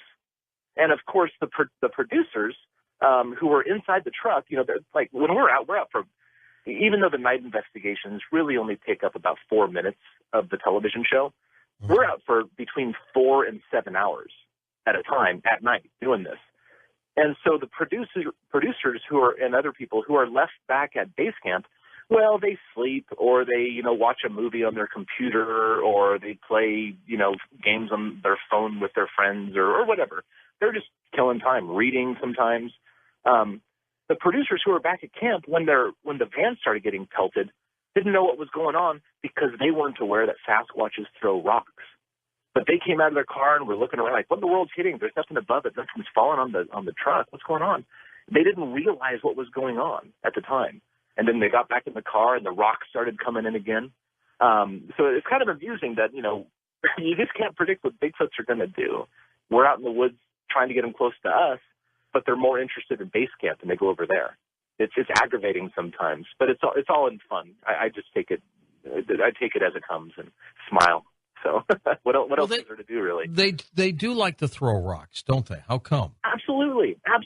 And, you think about it when you were a kid. We all threw rocks as well. It's an ape behavior. Chimpanzees throw rocks and sticks. I've seen a great documentary where they're throwing rocks and sticks at a stuffed lion because they panic. It was as part of an experiment in a wildlife preserve. All apes throw rocks. It's something that apes can do. We have hands. Bears don't throw rocks. Deer don't throw rocks. Mountain lions don't throw rocks. And we have had rocks thrown at us on the show. In Northern California, on our 2-hour special, when we went to Bluff Creek with Bob Gimlin to go investigate the Patterson-Gimlin film, Renee and I were together, and we had a rock thrown at us on the Hoopa Indian Reservation. Renee doesn't know what did it because Bigfoots aren't real. But I know what did it because Bigfoots are real. Bigfoots throw rocks. We had one there. It was amazing. It is amazing, isn't it? Just truly remarkable. Yeah. Well, yeah. One day maybe somebody will catch it. Has anybody ever seen a little baby Bigfoot? Absolutely. People do report infant Bigfoots, although it is very rare. Certainly amongst the rarest sizes of Bigfoots to see. I got a great report from a woman who saw one a number of years ago when she was much, much younger. And she drew a picture of it for me, and it for all the world matches that of an orangutan, but a real light blonde hair. There are footprint casts of baby ones as well. We talked a little bit about the casts a little bit earlier, those 5-inch ones that I have that come from the Blue Mountains. This is kind of an interesting story. Those footprints were cast by an old mountain man named Wes Summerlin. He and his wife had seen Sasquatches on a number of occasions. They made their living by backpacking very deep into the Blue Mountains and taking people out on horses. And unfortunately, Wes Summerlin is now dead. He was very old, though, and he lived in the Blue Mountains all of his life. He and his wife enjoyed going pack horsing to remote locations, and they went to a spot by a spring and set up camp for the weekend. And one of the things they did to set up camp was to shove a PVC pipe into the ground at the location of a spring. And what that does, it kind of focuses the water of the spring. Instead of being soaked up by the ground, it kind of it pours out of the pipe, and that was their water source for the weekend. Well, when they left, they got about a mile or two from camp, and they realized, oh, no, we forgot the PVC pipe. And so Wes went back there to get it. And when he went back there, he found that the entire muddy spring area had dozens and dozens of footprints in it that were not there when he left, just maybe a half hour, 45 minutes before. There were quite a few juvenile footprints, those 5-inch ones that I was talking about, accompanied by 14-inch ones, presumably its mother. Fascinating behavior right there, because they were waiting for Wes and his wife to leave before they came in to inspect what those two human intruders were doing. What do you think they eat, Cliff? I think that they eat anything that has any sort of nutritional value at all. I believe that Sasquatches are the ultimate omnivores in North America. Right now, that title is claimed by bears, and they certainly utilize quite a variety of food items. But Sasquatches, I think, can utilize even more. Now, it's been determined so far, an anthropologist friend of mine, she's the head anthropologist for Stanislaus National Forest down in California. She has, her gig is basically looking at Native American archaeological sites.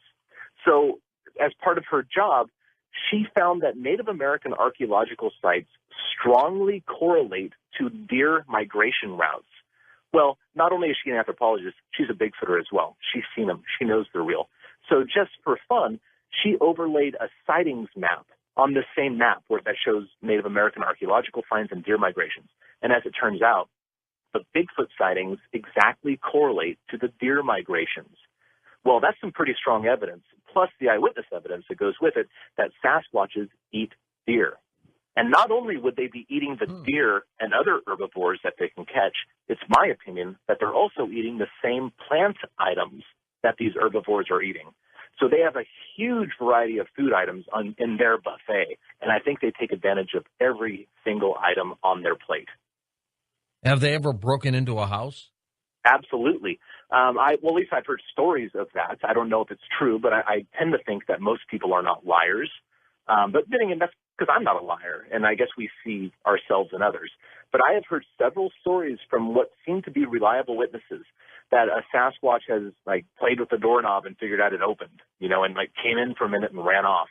I heard stories about one woman who heard water running in her kitchen when she was home, and of her trailer in a very rural location, and she poked her head around the corner to see what in the world was going on, and there was a smaller Sasquatch, about 4 or 5 feet tall, fooling around at the sink, turned around, looked at her, and then just made a beeline for the door and ran. But generally speaking, Sasquatches like to avoid us and kind of stay away from us. But I think sometimes their curiosity gets the best of them. It's kind of, I guess really that's probably their biggest weakness, is that they're so smart that they're curious and get a little bit too close for their own comfort sometimes. Well, maybe one day we'll catch one of these creatures. Eventually. It's a certainty.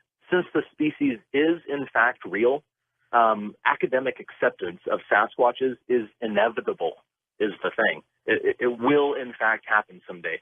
And that's really the big driving factor for me, because I'm not really trying to prove Bigfoots are real to anybody. I don't care what other people think. When you're right about something, you don't have to convince other people. It doesn't matter. You're right. I know they're real. I've seen one. My friends have seen them. I've spoken to thousands of people who have seen them. I know they're real. I'm trying to learn about them and maybe at the same time educate people that these things are not monsters. They are much like us, and they deserve our compassion, because you only get one first impression in life. And if we're not careful, the first impression of Sasquatch on the American and North American public is going to be a bloody corpse on a slab, because some hunter is going to go out and try to kill one for some ego reason or money or whatever. Now, if I have my way, I would like the first impression of the Sasquatch on the North American human population to be extended video of perhaps a female Sasquatch interacting with its young. I think that if that happened, it would serve the Sasquatch species a lot better than a dead one on a slab. Let's just hope that never happens, huh? I'm keeping my fingers crossed, George. Cliff, if people want to get a hold of you, give us a website or two. Oh, gosh. Well, there's cliffbarrickman.com where I keep my research. I have a Facebook page. Most people on TV do, and you can come over and like that. That's where I keep a lot of the news items that I'm involved in. So cliffbarrickman.com is the website. Facebook, Cliff Barrickman, is my fan page. I keep a blog where I run interesting items, North American Bigfoot. Got a Twitter account. Gosh, there's so many ways to get a hold of me. If you just go online and Google Cliff and Bigfoot, you're bound to run across. You got it. Let's take phone calls with you when we come right back on Coast to Coast AM. So, do you have a question for Cliff Barrickman or perhaps a Bigfoot story? Share it with us when we come right back on Coast to Coast AM. And welcome back. We're with Cliff Barrickman. Cliff, the expeditions that you undertake for finding Bigfoot, how do you pick the locations? Well, that's a pretty long, drawn-out process that is usually started by the four members of the team in conjunction with the production company. Because we're all Bigfooters, but the bottom line, as far as Animal Planet is concerned, is that we're making a TV show. So we need to have a compelling piece of evidence to bring us someplace. And generally speaking, that comes in the form of a photograph or a movie or sometimes footprint cast like the London cast here in Oregon, or a peculiar event or circumstance like in our Alaskan episode, the mayor of a town contacted us, or the same thing with the Louisiana episode. The mayor of those two towns contacted us saying, there's a lot of Bigfoot sightings around here. Some people are uneasy. Why don't you come over and take a look and see what's going on? So that's how the locations are chosen. And generally speaking, if there is a Bigfoot film or photograph or footprint from that area, there's usually some Bigfoot activity not that far away. And since Bigfoots are real animals, if they're around, people tend to see them. And so witnesses will be there as well. Now, if we got a report from the middle of the Mojave Desert, we would look at it and say, well, this probably isn't the real deal because there's no other reports from the middle of the Mojave Desert. So we kind of have to cast aside some dubious evidence at the beginning. But we look at the evidence and say, well, you know what? No one's really looked into that film before, and there's some reasons to think that it might be real. Or, you know what? This one doesn't look so good to me, but I'd like to learn more about this particular footage. So we submit it to the production company, and if they like it and the network likes it, then we get the green light. And luckily, with the success of the show, there seems to be no end of new Bigfoot evidence, reports and whatnot, that we can look into. Our cup truly overfloweth at the moment. And Cliff, is there any area that you will not go to? Well, I don't think we would go to places with absolutely zero history of Bigfoots ever, like Hawaii. As much as I would love to go to Hawaii to look for Bigfoots, they're just simply not there. There's never been a report from Hawaii.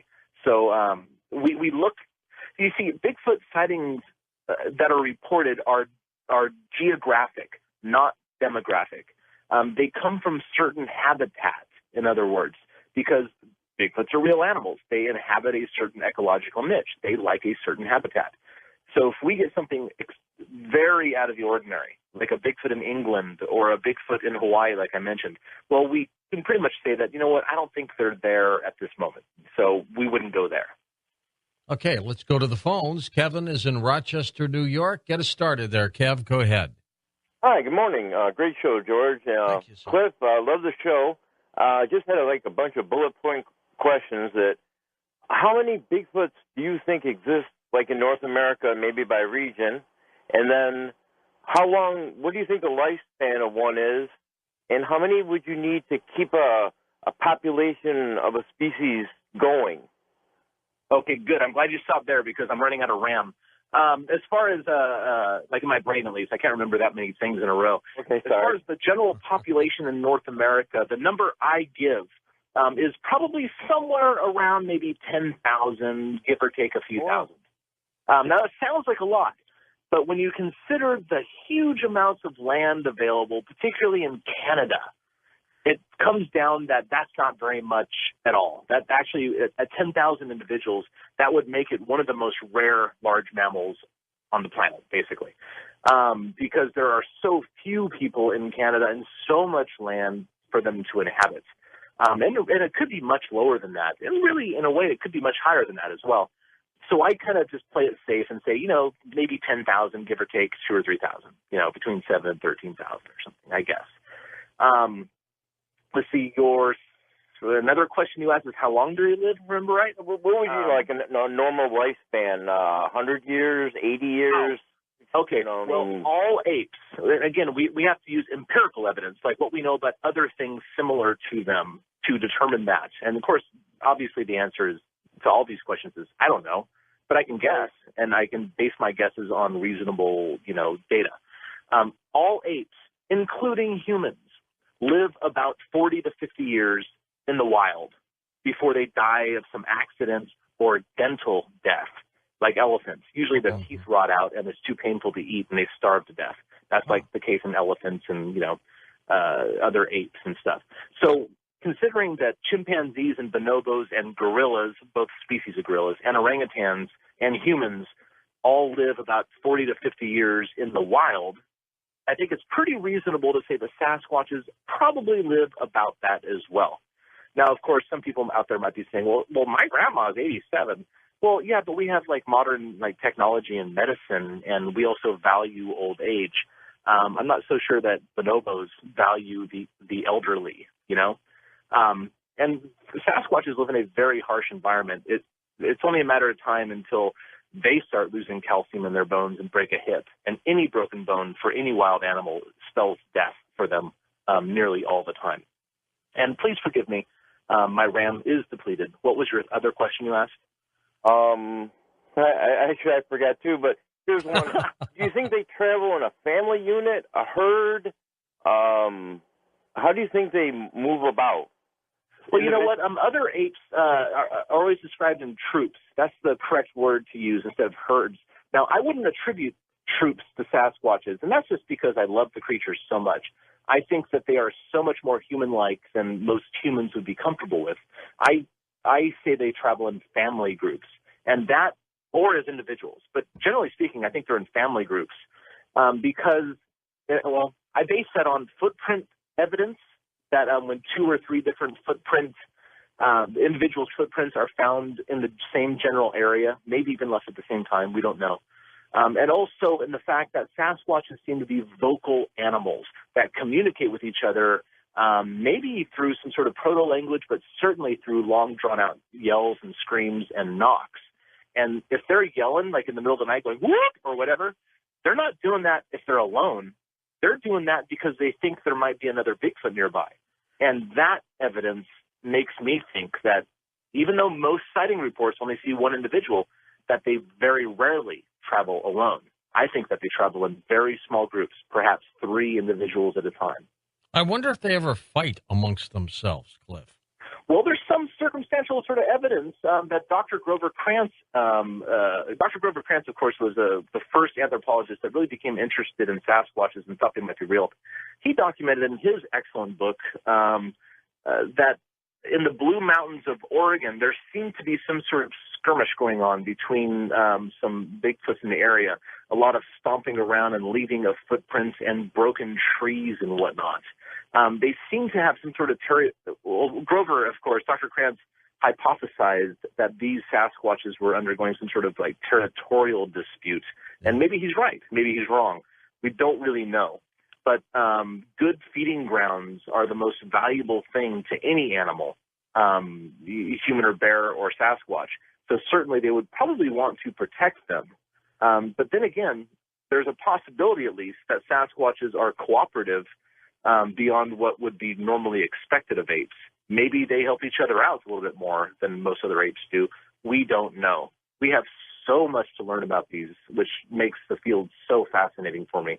I will never stop learning about these things. Donald is in Fort Lauderdale, Florida. Hello, Don. Go ahead. Well, hello, George. Hello, Cliff. How are you guys doing tonight? Good. I'm doing great. Thank you. Well, I really like your show. I'm in Florida now, but actually I'm calling. Originally, I'm from Pennsylvania and pretty close to Canada, just below the Great Lakes. And I had several encounters with Bigfoot, like 2 or 3 or 4 different times. And it seemed like a group of them, a small group. And my question was, could these possibly be some sort of like a, physical and spiritual type of creature? I think anything is possible, and especially when you get into the realm of things that are so similar to humans. Now, human beings obviously are a physical entity, but there is also a spiritual aspect to us.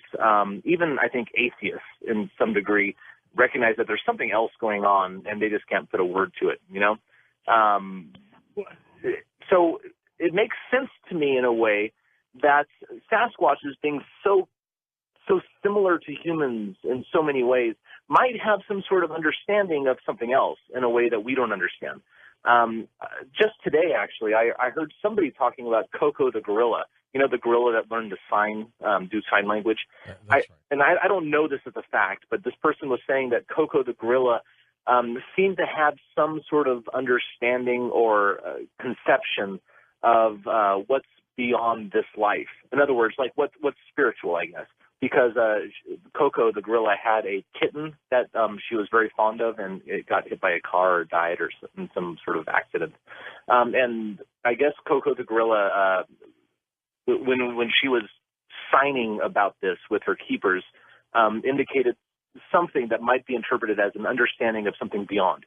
Now, to me, that's a basis of spirituality. Maybe animals are much more attuned to that than humans are. I don't really know. But it makes sense to me that Sasquatches would probably have some understanding of that.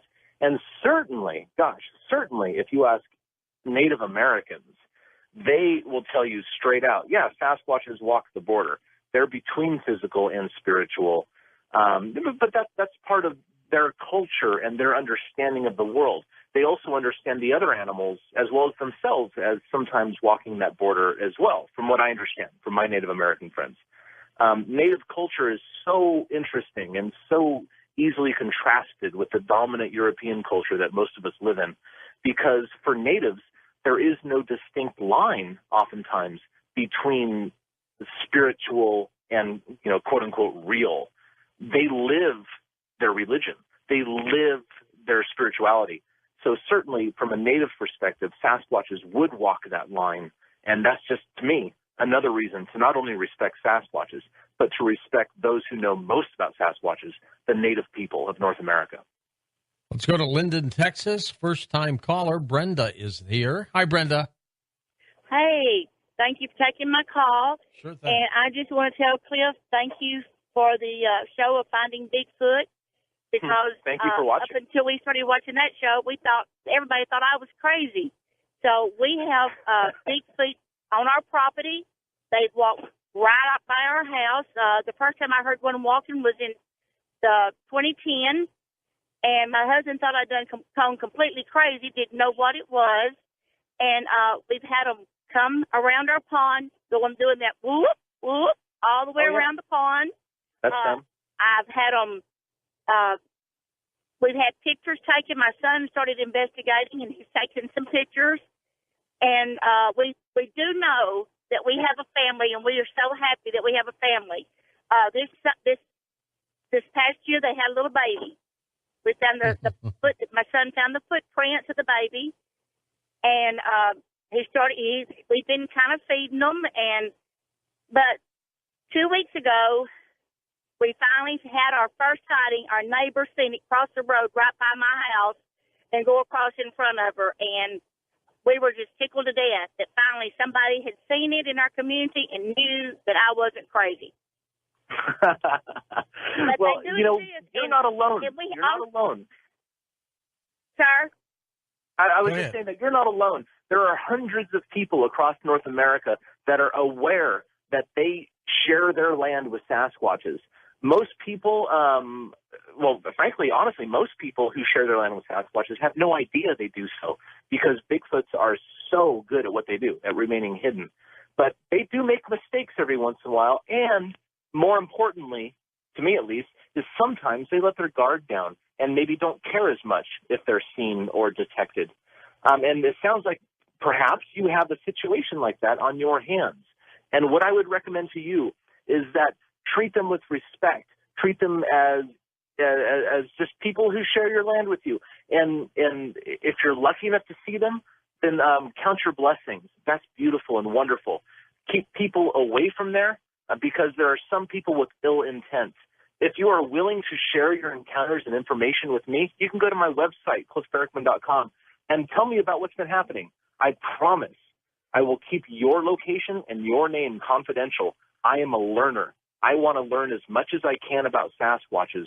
If you would like to share your information with me at cliffbarackman.com, you are welcome to do so, and I promise I will never betray your trust or the trust of the Sasquatch. Cliff, what do you see as the most compelling evidence that Bigfoot exists? The most compelling evidence for me that Sasquatches are real is not a single film or a single footprint or anything like that. It's actually the congruency of all of the available data. And what I mean by that is that footprint reports dating back decades, or footprint findings and casts dating back decades, show the same anatomy as the footprint casts that might have been cast yesterday. And as it turns out, well, like the footprints, I'll focus on that for a minute. Sasquatches have their ankle bone pushed forward on the foot between 12 and 16%, further forward than humans do. And that's because of the biomechanics of walking. And I can go into that, but I don't think it's a good use of airtime. But basically, the ankle bone is shoved forward on the foot compared to human foot. Now, you can actually see that in the Patterson-Gimlin film, for example, because it results in an elongated heel. Like it looks like the heel is protruding out further. And you can actually see that in the Patterson-Gimlin film, and that was predicted by footprints. Also predicted by footprints is the flexibility of the mid part of the foot that I mentioned earlier. And you can actually see the subject of the Patterson-Gimlin film flexing her feet as she walks. At one point, her toes almost point directly upwards, 90 degrees from the ground, which is a totally inhuman thing, but it was predicted by footprints. It is congruent with the other data. And then we get into sighting reports where people are reporting behaviors that were reported back in the 1860s. Well, that to me doesn't sound like a fake. That to me sounds like people reporting what they actually saw, and what they actually saw is a biological animal that has the same habits and behaviors throughout generations. It's the congruency of all the data that blows my mind and leaves me with no other conclusion other than Sasquatches are real biological creatures. And so many people are seeing so many strange anomalies. You have to believe them. You know what? The people who think that all these people are liars, what does that say about them? Like, is everybody a liar? I'm a generally good, honest person, or that's what I try to be. You know, we all try to be, I think.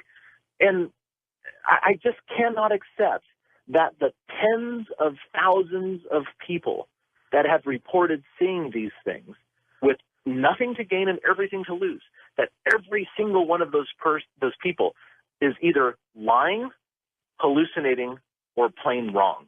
Yeah. That to me is more fantastic, more phenomenal, more unbelievable than the fact that we might have overlooked a very secretive, rare, nocturnal primate. We're going to come back in just a moment here on Coast to Coast AM.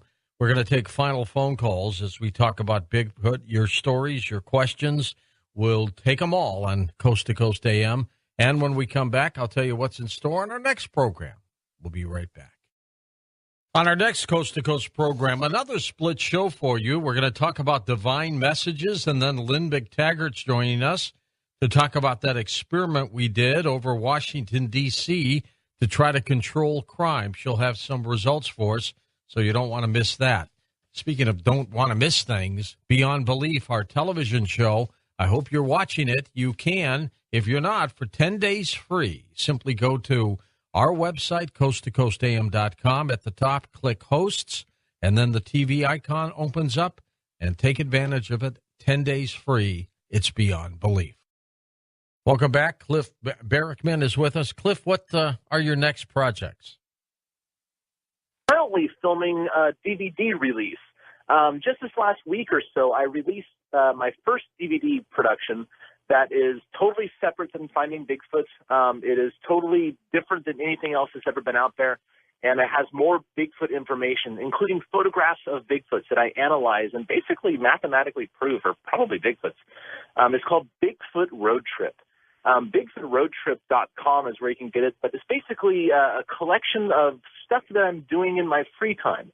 Because as I mentioned earlier, yeah, I go Bigfooting for a living, and I'm very lucky about that. But when I'm off, I go Bigfooting.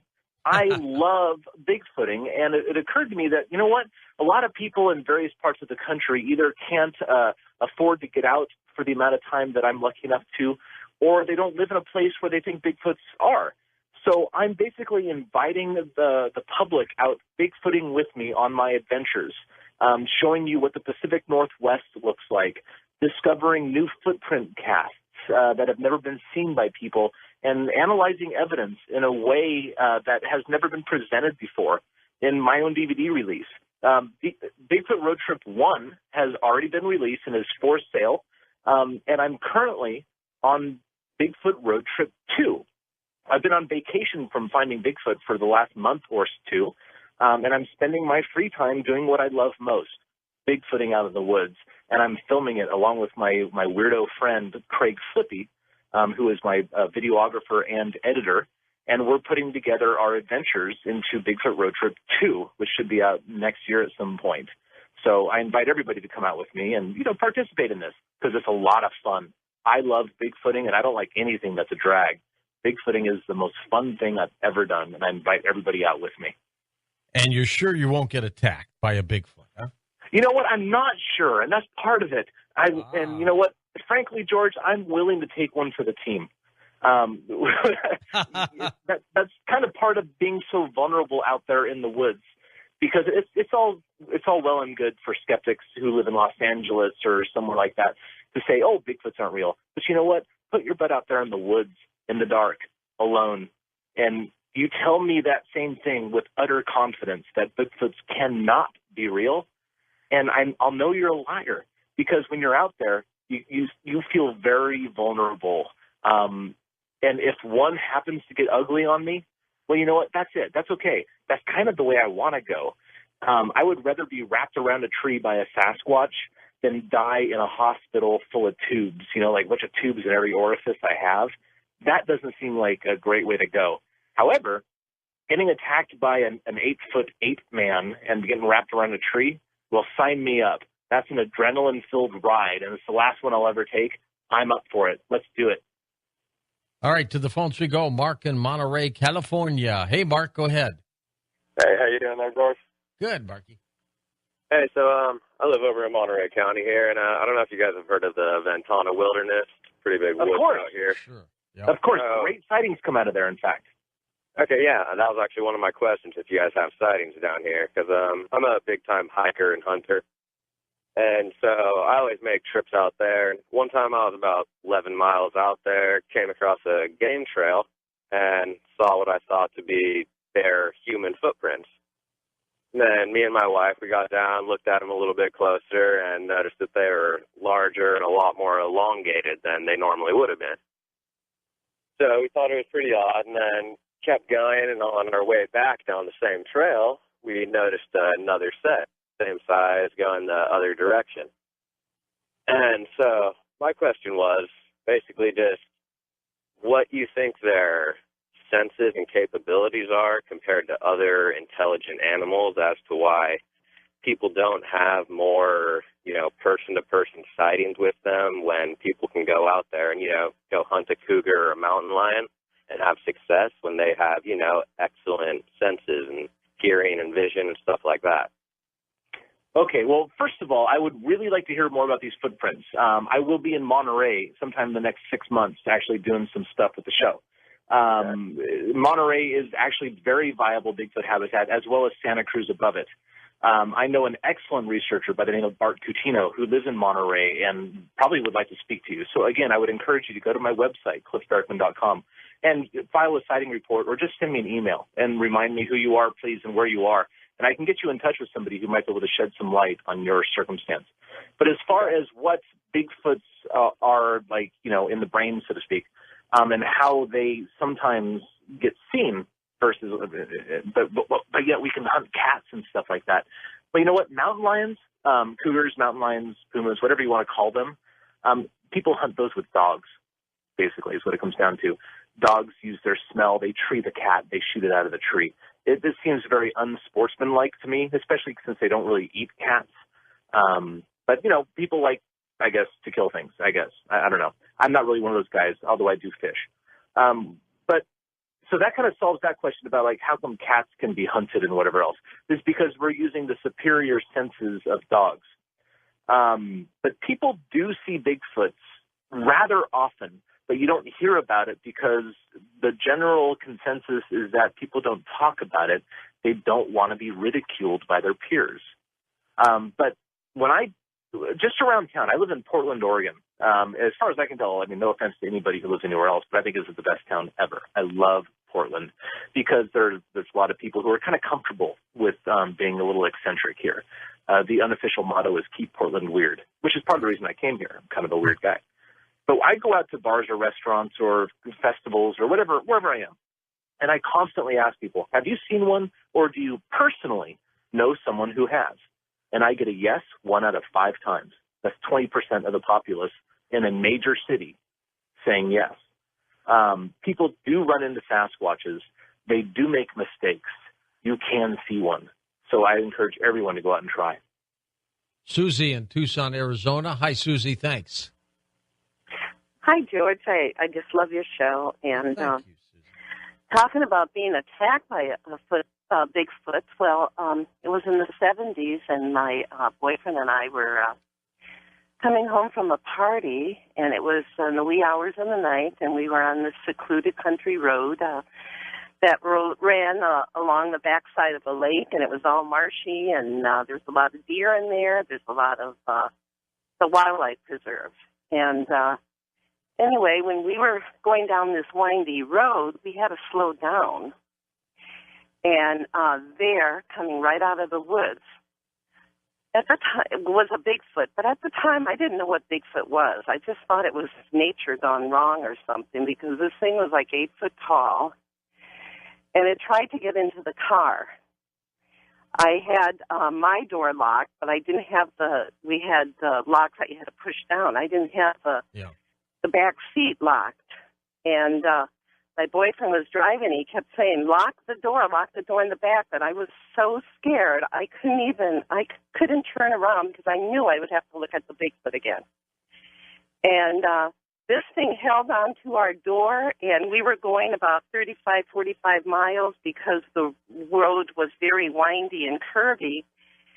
And it hung on for about a good 5 minutes before, maybe 10 minutes before we got to a road where it was straight. And then finally we were going about 60 miles an hour, and it let go. And I'm just wondering, how fast do these things run? And it did try to attack us. It tried to get into the car. I don't know why it didn't open the door. Maybe it didn't know how to open the door.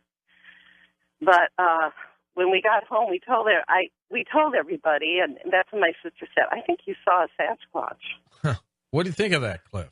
Well, I think that you probably saw a Sasquatch, but in all fairness and in all respect, I think that the fact, or that your interpretation that it tried to attack you, or even your interpretation that it tried to get in the car, may only be an interpretation of what you observed. Now, that doesn't take away from your report that you saw a Sasquatch. I believe that you did. But I also believe that if a Sasquatch really wanted to attack you, A car would not be enough to protect you. It could easily put its hand through the door. It could easily crush you inside the car. I mean, moose do it all the time. Your car is not a safe place to hide from moose. They jump up and down on it and crush you. And I strongly believe that a Sasquatch would know that it could crush the thing that you're in and therefore crush you. So I would encourage you to perhaps rethink your interpretation of the events. And you observed a Sasquatch. I believe that. You observed it touching your car. You observed it running next to you. But you interpreted that it was going to try to attack you or get inside your car. There's a difference between interpretation and observation. And I think perhaps, and I mean no disrespect whatsoever, perhaps fear in that very, very scary moment, and I trust me, I believe that was a horrifying moment for you, perhaps fear affected your interpretation of that. But to directly answer your question, Sasquatches have actually been clocked running next to cars at 35 to 40 miles an hour. And they seem to do so not only on two legs, but sometimes going down and dropping on all fours. I know of a very reliable report from Northern California where a woman was driving at 25 or 30, a little bit slower than what I mentioned, but a Sasquatch seemed to be pacing her car off in the woods to the left of her. And the Sasquatch was hurtling over fallen logs, you know, like a runner would do in the Olympics, but also ducking down and running on all fours for 10, 20, 30 yards at a time underneath other trees. So Sasquatches are very, very fast, which is how that helps them hunt and kill deer and other animals. And for some reason, they do run alongside or behind cars. There are plenty of reports to support that. Do they look human-looking, Cliff, their face? It runs the gamut, George. A lot of people say they do look very human-looking, especially in the face. But at the same time, I've taken plenty of reports that say they look very unhuman and very gorilla or orang-like. But, you know, if you look at orangutans in particular, some of them look very, very human-like and some of them don't. I think that's mostly attributed to genetic variation. We would expect Sasquatches to be very different as individuals because they have a very low birth rate and a very long lifespan. And any animal that has those two things has a wide variety of genetics in the population. And we would expect them to look very, very different. Certainly some appear to be very human. Let's go to Dan in Boston, Massachusetts, east of the Rockies. Daniel, go ahead. Hi, good morning, gentlemen. Hi. I've never seen a Sasquatch myself, but what I have seen in northern Vermont and northern New Hampshire are these structures. I've read a couple reports and seen some shows about overturned trees that are very heavy to mark territory. I just wanted to know what your opinion is on those, if you know anything about them. I know very little about them. However, up on Prince of Wales Island in Alaska, one of those, you know, islands in that skinny part of Alaska that borders on the coast of British Columbia, there were some very large cedars that were overturned and shoved into the ground, and rumor had it they were done by Sasquatches. But apparently a couple of the older folks in town knew some loggers that had participated in that. So I can't speak much about that because I'm afraid I don't know much about it. But what I do know is that there are, in fact, Bigfoots, both in Vermont and New Hampshire. We did an expedition in Vermont and got very close to a couple of them. There's an excellent game camera photograph by a man named Frank out in Vermont that's publicly available. In fact, I analyzed it on my website under the research tab.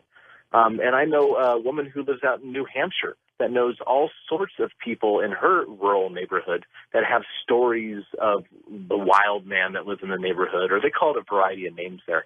But there are certainly Sasquatches in New England, amongst the last places most people expect them to be. A few more calls. John at Parkland, Washington. Hey, John, thanks for holding. Go ahead. Yes, this is a story that was related to me by a train crew, a Union Pacific train crew, taking a train to Hermiston, Oregon. They came up along an area called Blaylock where there's a cut in the track where they cut through the rocks, and the conductor was looking at this figure on this cut, and he said, photographer way out here, and the engineer says, "Give me your binoculars." And he take a look, and he says, "That's not human." He says, "It looks like it's a juvenile Sasquatch." And he says, "Really?" And he takes another look, and the engineer says, "Give me a 6-pack of water out of the refrigerator." He says, "We're going to be right next to him if he stays right there." And so he opened up the window, and he was only about 5 feet away from him when he went by him. And he says, this juvenile Sasquatch was just so surprised that there was humans in that locomotive, and he tossed a 6-pack of water out next to him. And he says he looked at that train go by him until it was out of sight. He says, and there was another story of a train crew that was being deadheaded up to Hermiston, Oregon for train balancing, and it was on an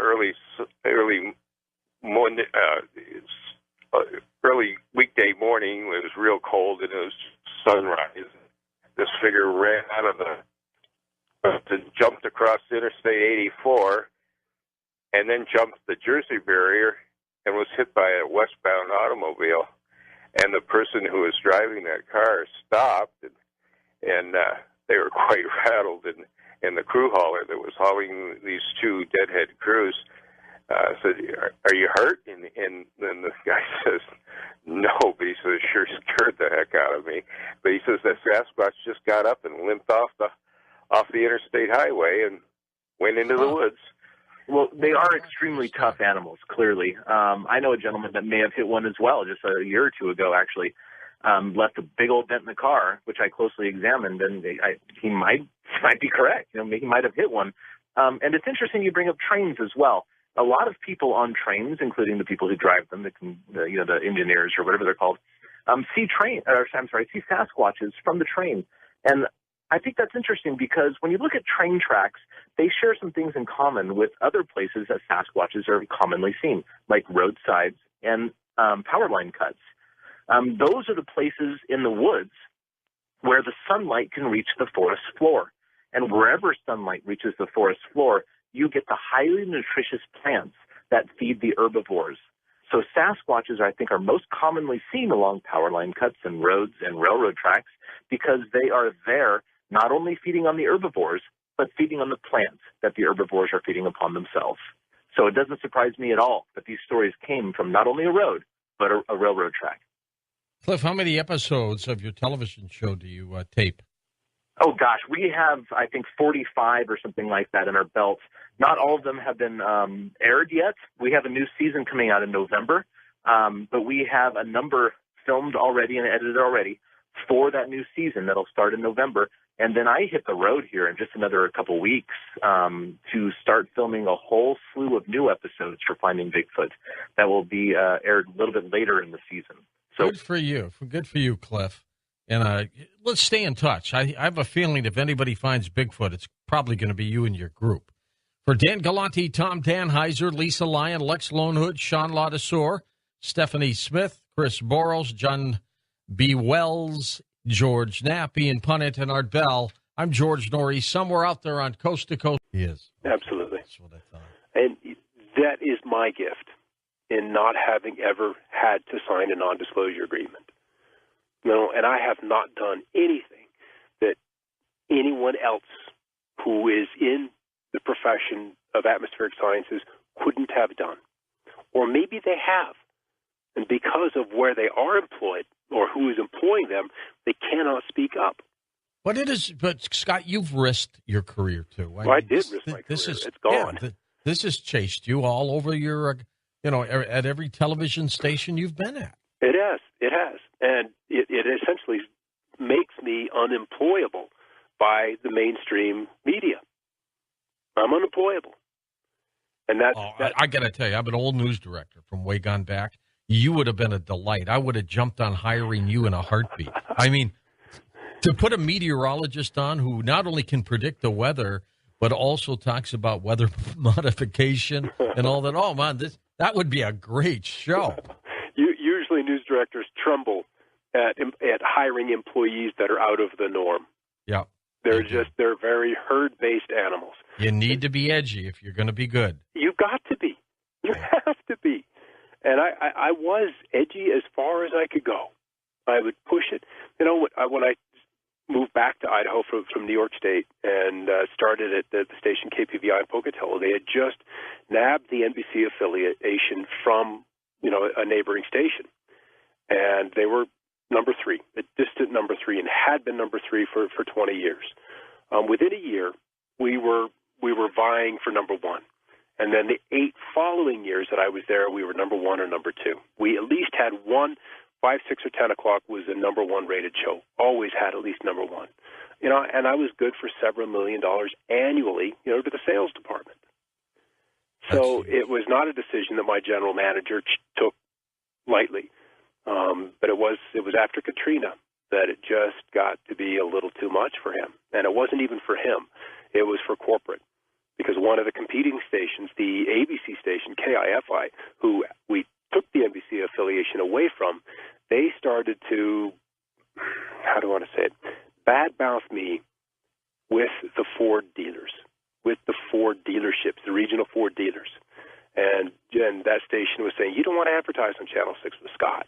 Those are those are crazy things he's talking about. That's weird. You don't want to do that. And as soon as corporate down in Las Vegas got wind of that, you know, I was, you know, given a severance.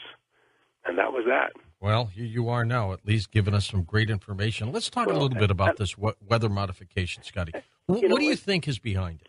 Who is behind it? Who could afford $1 trillion a year? Who can do that? Not a lot of people. Not a lot of people. It's a small group.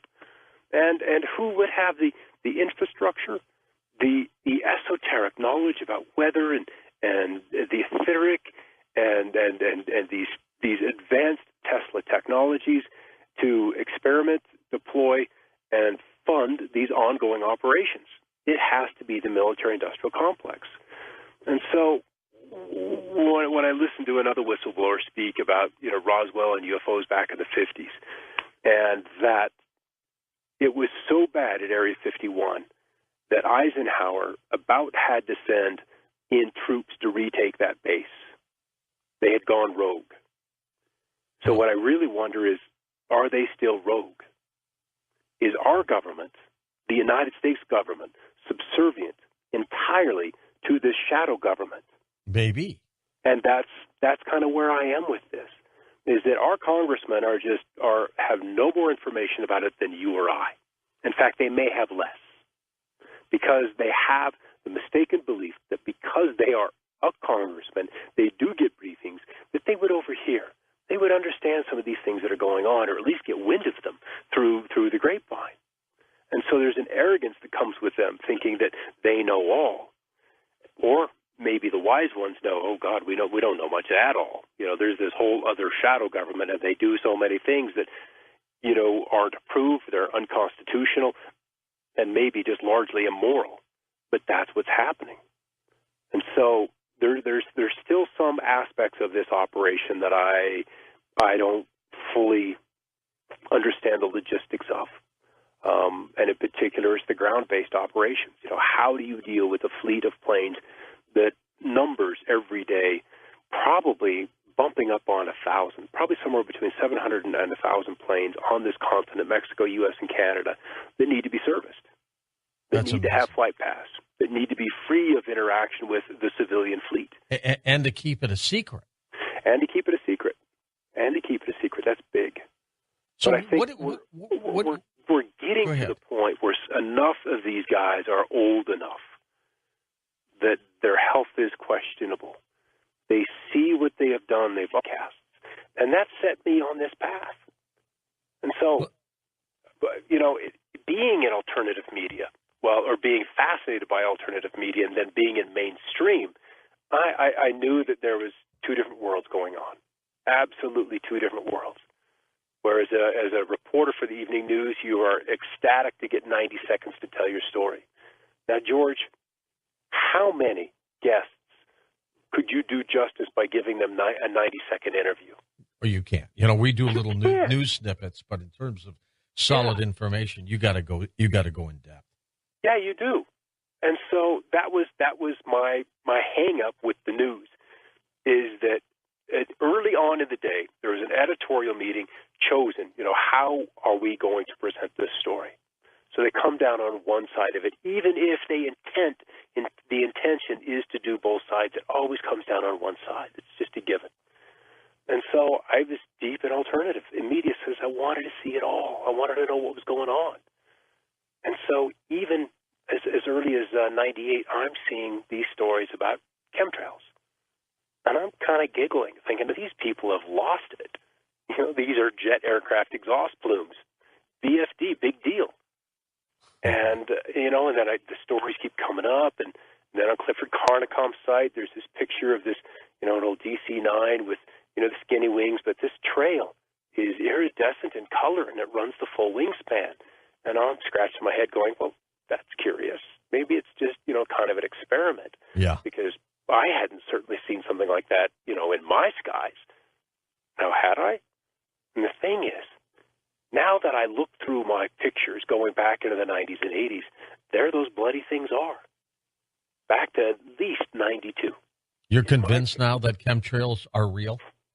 Oh, I know they're real. I know they're real. Yeah. There is no question. I would give my life.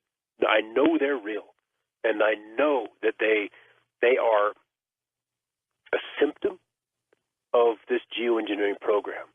They are not the primary tool used to do it, but they are like an architect's pencil and ruler. If you're going to draft something, you start with lines. You start with straight lines. And so what today they are doing off in the Pacific, because I'm in the western states, and so that's really kind of where I'm focused. There's just so many other places in the world that I could get lost into and examine everything, but I have no life. And I don't have time to do all that. So I'm looking at the western U.S. And today, there's a little storm. I mean, it's not big. It's a little storm well off the California coast. But there's this strong northerly flow that's very visible on the water vapor imagery, the 6.5 micron imagery. You can go to the Weather Service's site and see that. I pay for a subscription site to weathertap.com.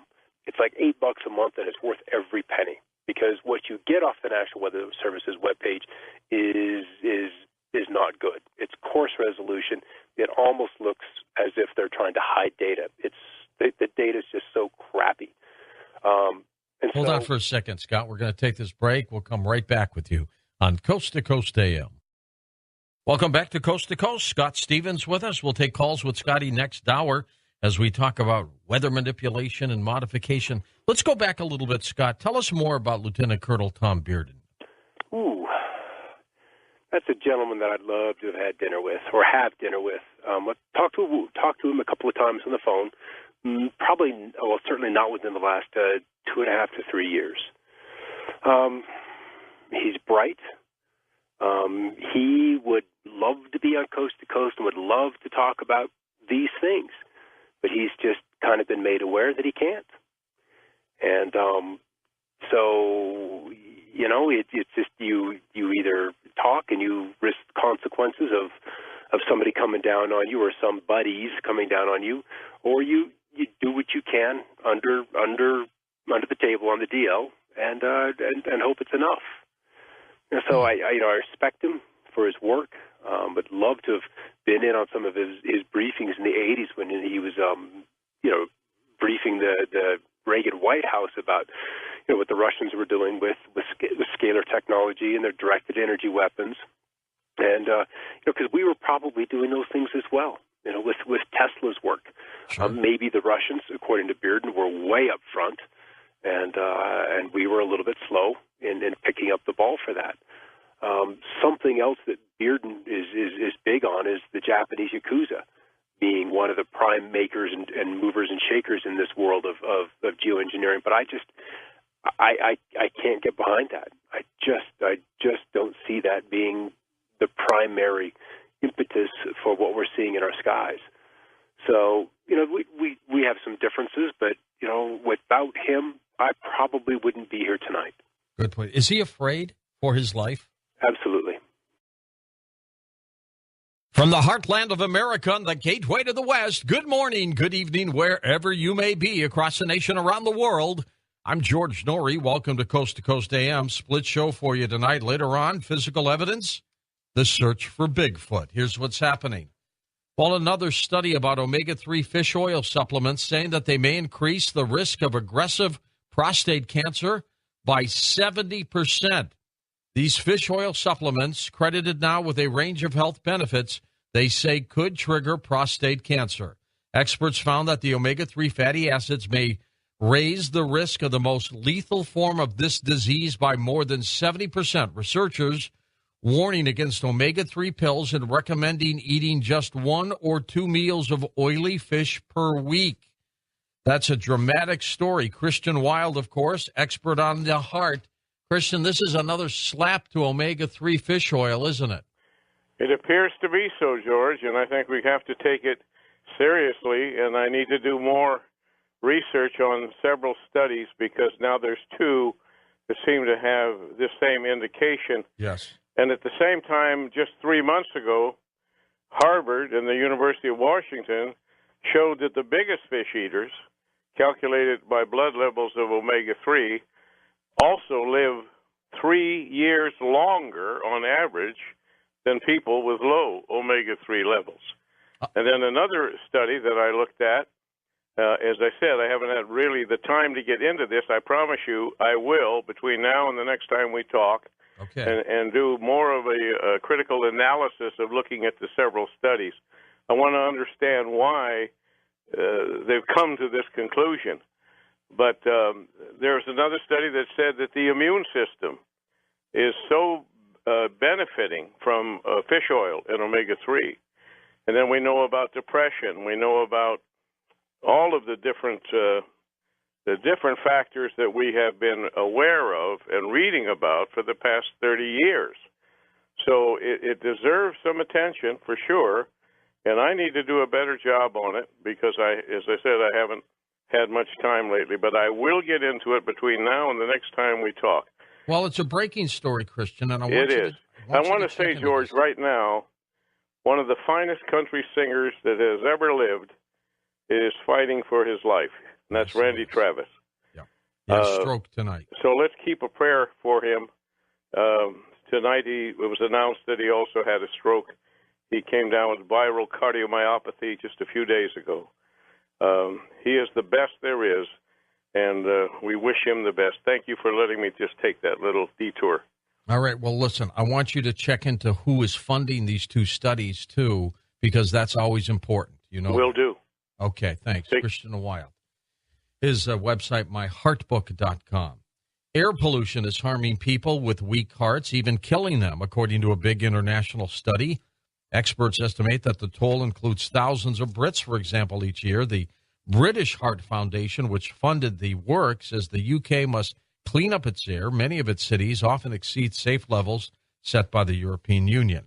Part of an ancient Egyptian king's unique sphinx was unveiled at a dig in northern Israel, with researchers struggling to understand just how the unexpected find ended up there.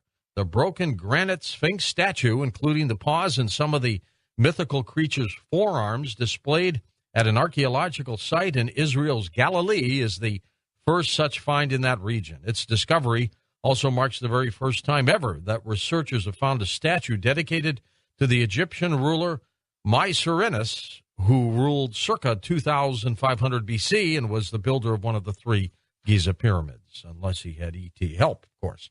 The rover NASA is sending to Mars in 2020 will look for signs of past life. It will carry a suite of instruments that will attempt to detect the traces left in rocks by ancient biology. This is exciting news as well. And a sweeping rejection of Apple's strategy for selling electronic books on the internet. A federal judge's rule that the company conspired with 5 major publishers to raise the retail prices of ebooks. Google and related services were inaccessible by some users this morning, prompting confusion across the web.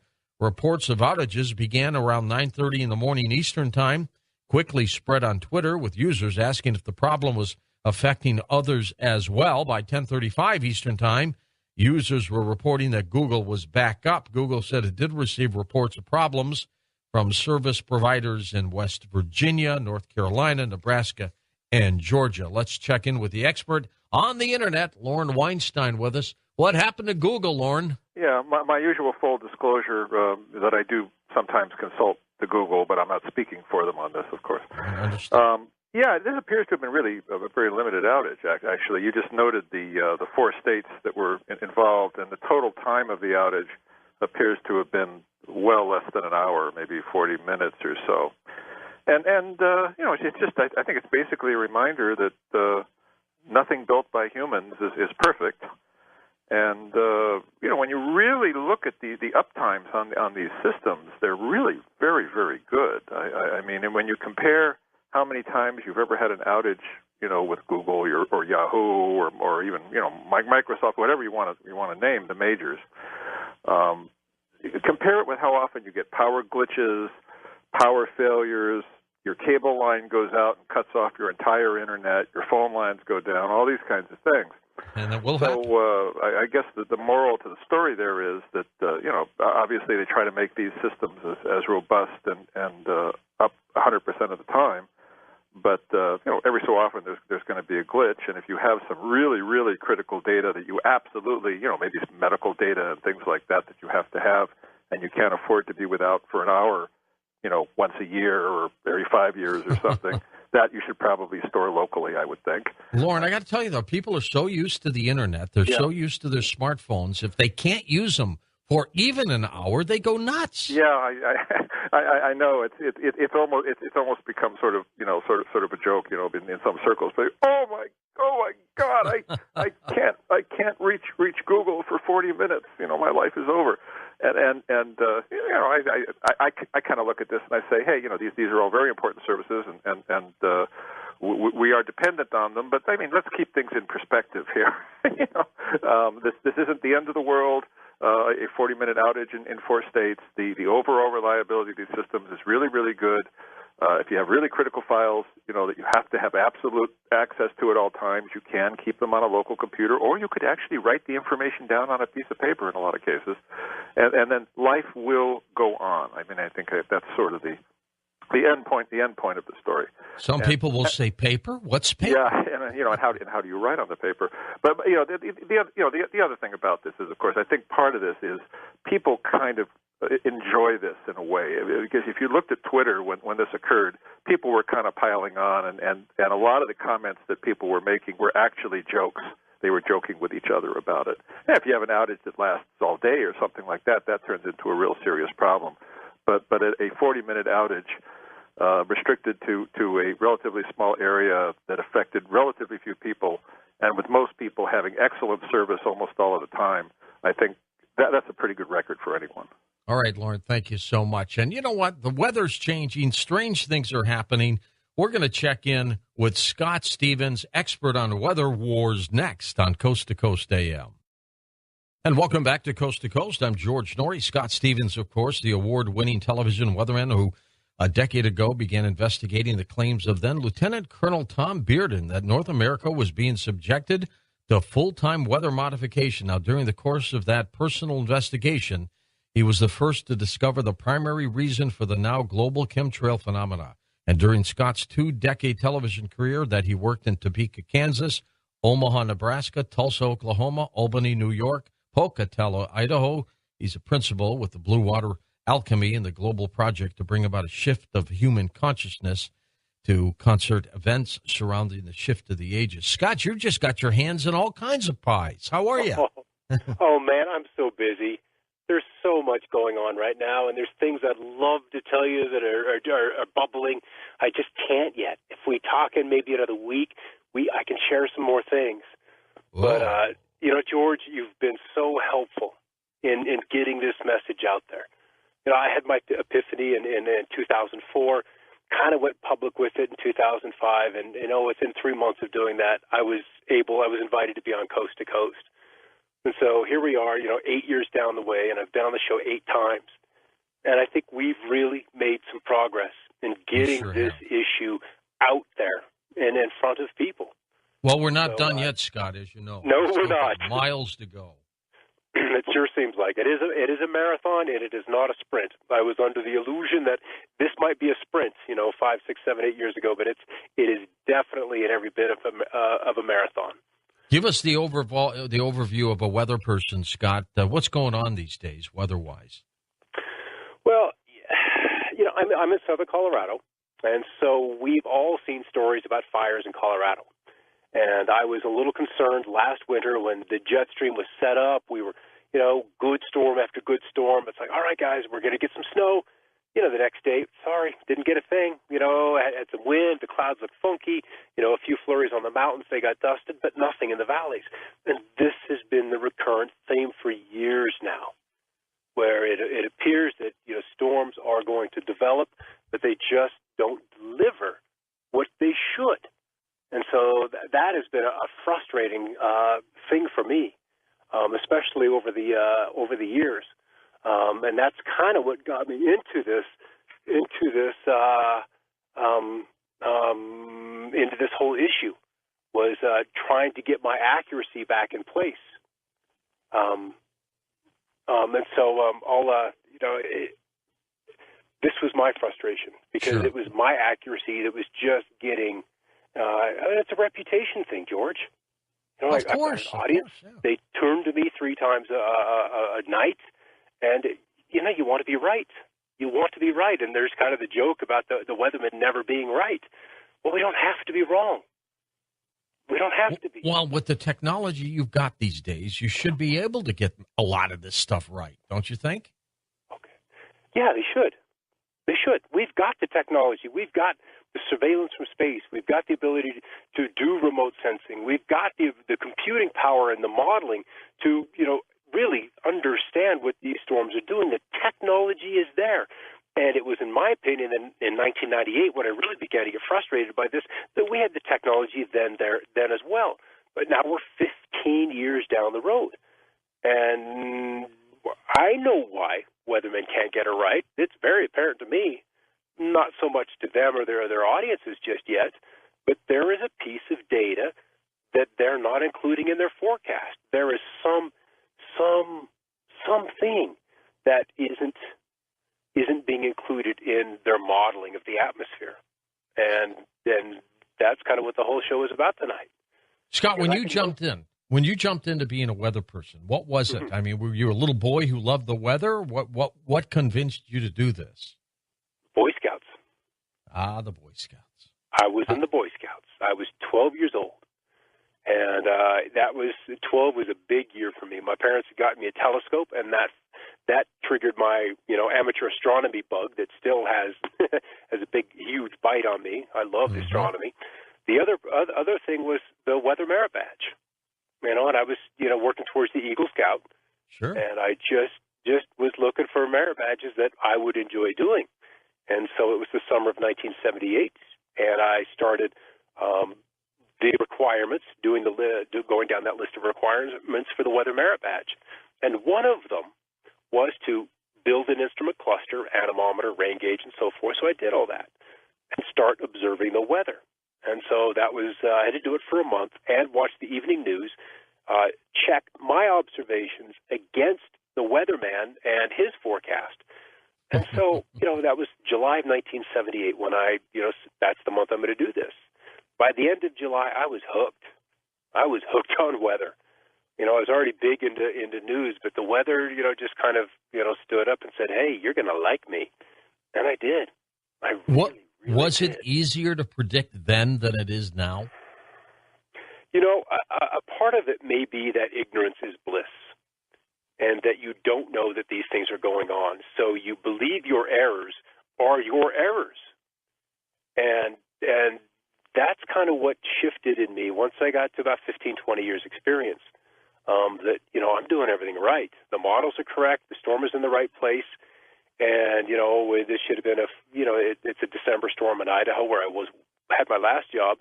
Yeah. And this thing should have been worth about 8 inches worth of snow. And we're getting an inch and a half. And I'm like, what the heck is going on? How could I have missed this? Who missed this?